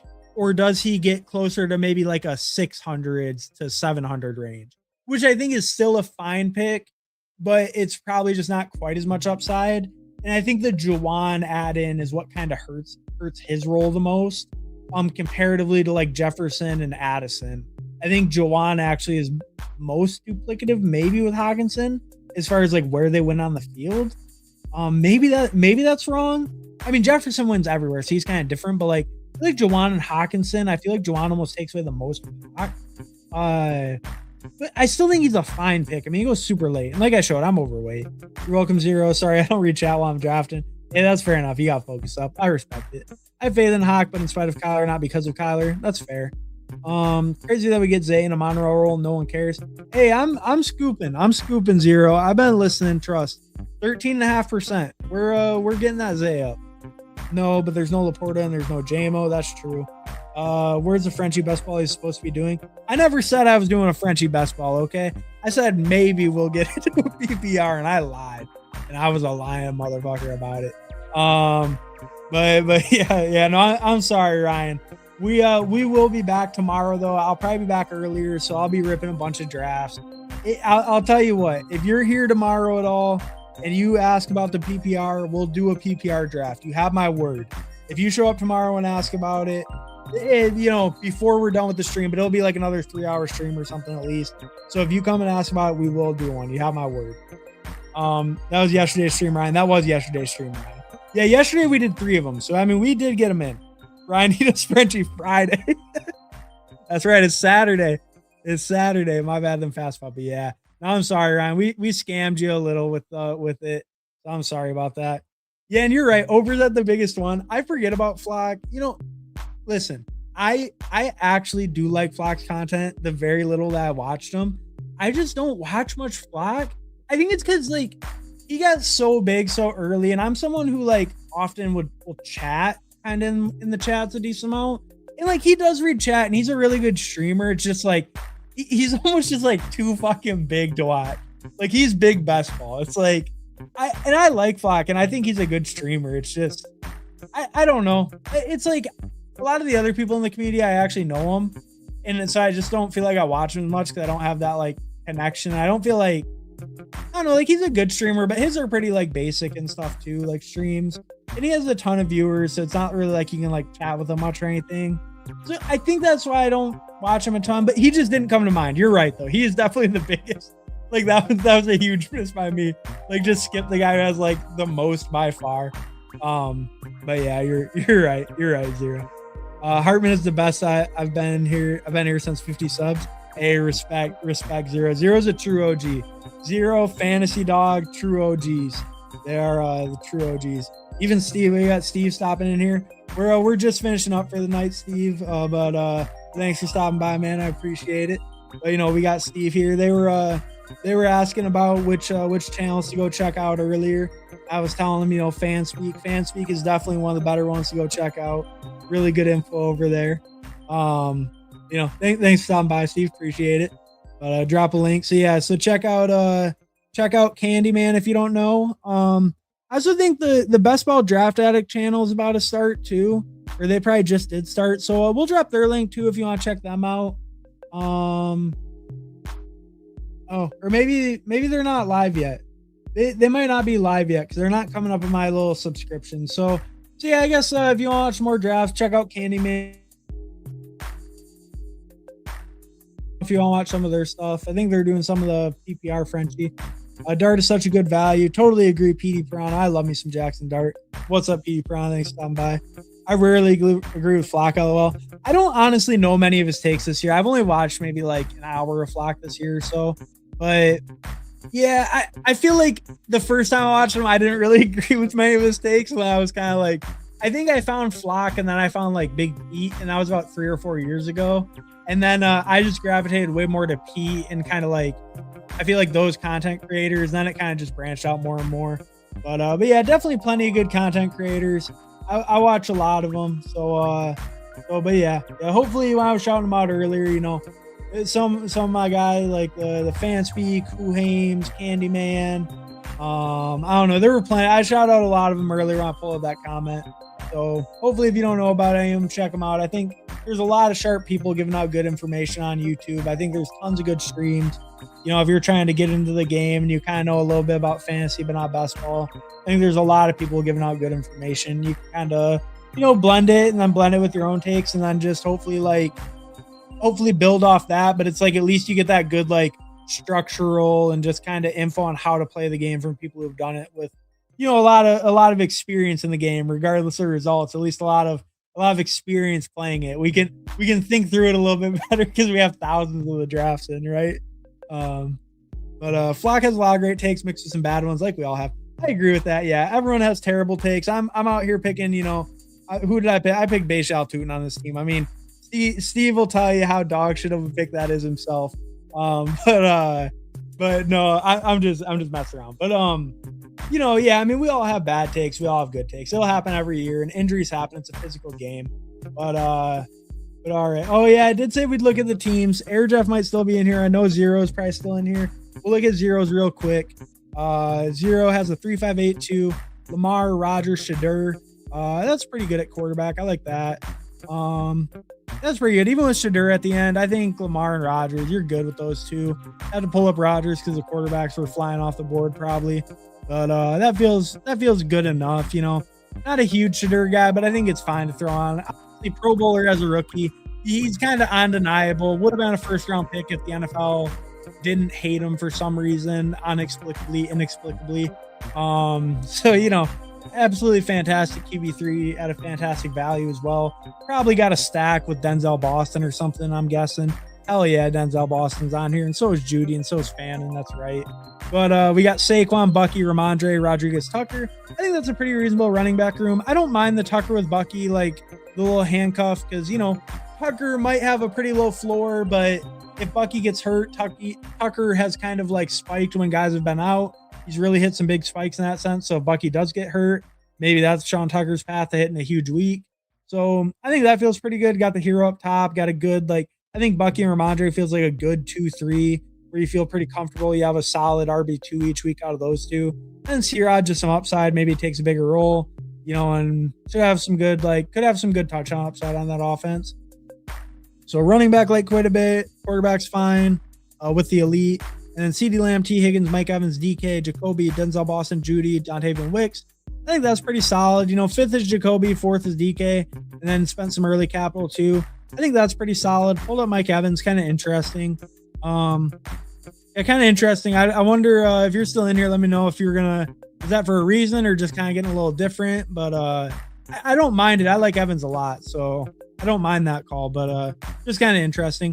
But I think that's a good receiver room, like the top four. I like kind of going with the double Cleveland thing after. Don't mind that. You know, I think Boston's a good bet. I think Judy goes late enough. He's a decent bet too. Got the Fannin and Andrews. I think that's a good tight end room. So you got kind of a bigger Cleveland thing going. I like that overall. Don't mind the Wicks at the end. I think team looks pretty good. I think receivers really strong. I think running back's pretty good. Tight end's good for 2. Quarterback's fine. You know, the elite really helps. Then you have like, yeah, the safe guy and then maybe some upside with Shadur. So I think that looks pretty good, Zero. And let's look at Air Jeff. We'll take a look real quick. 3.573, Kyler, Daniel Jones, Gino. That's pretty good. It's a little on the lighter side maybe, but it's fine. It's good enough.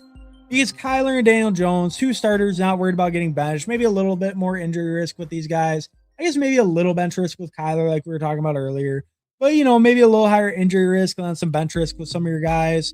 So, you know, little bit shaky, but it should be okay as long, especially if Jones is healthy to start the year. You should be totally good with this. It should be fine.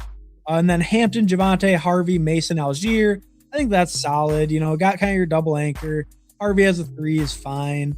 And then Mason as a 4 feels pretty good. Algier as a 5th feels fine. I think that feels good overall. Good balanced running back room. Jefferson, Waddle, BTJ, Josh Downs, Rashid Shaheed, Kurt, NWI, Warren, Gadsden, Helm. Good tight end room overall.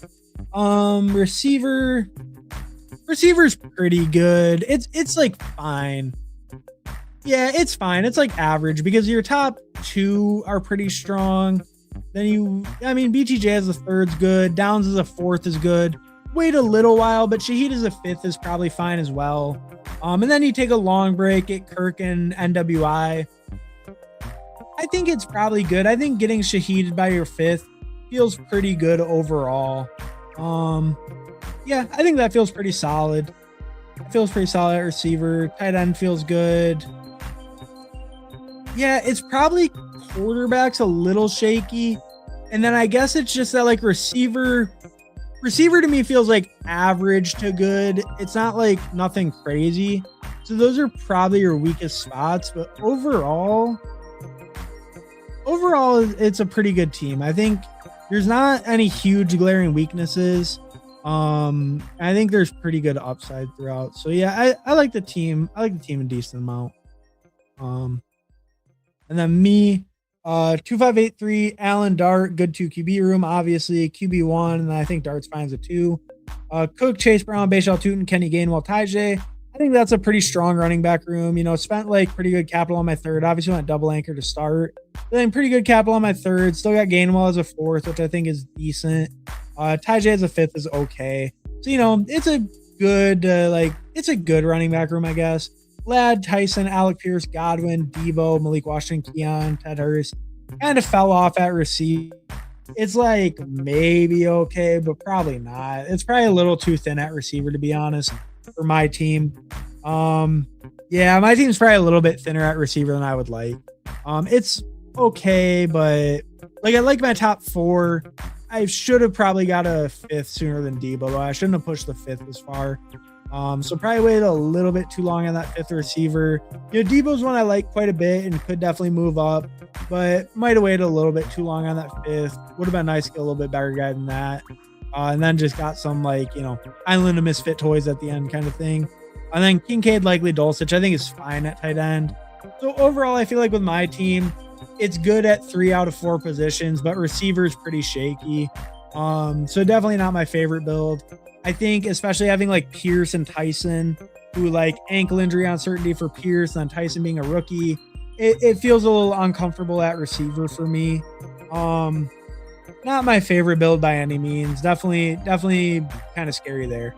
But it's all right overall. It's like all right, but the receiver is definitely gonna hurt. Week 17 almost got Purdy back. Okay, I kind of thought so. But yeah, no, that would have been a nice stack with the Barkley Evans. But no, that was a nice squad 0. And you built a pretty nice squad too, Air Jeff. I'll go watch UFC. Thanks for streaming, Aloha. Oh yeah. Shit. What's the what fight are we on? I forgot all about that. Oh my goodness. Oh, Drick is versus Kamaru right now. I will also be watching the UFC. Then I'll probably be checking out some best ball streams. But hey, oh yeah. Yeah, no, that always hurts when you get the snipes. Hey, thank you guys for stopping by, drafting with me, chatting. Always a good time.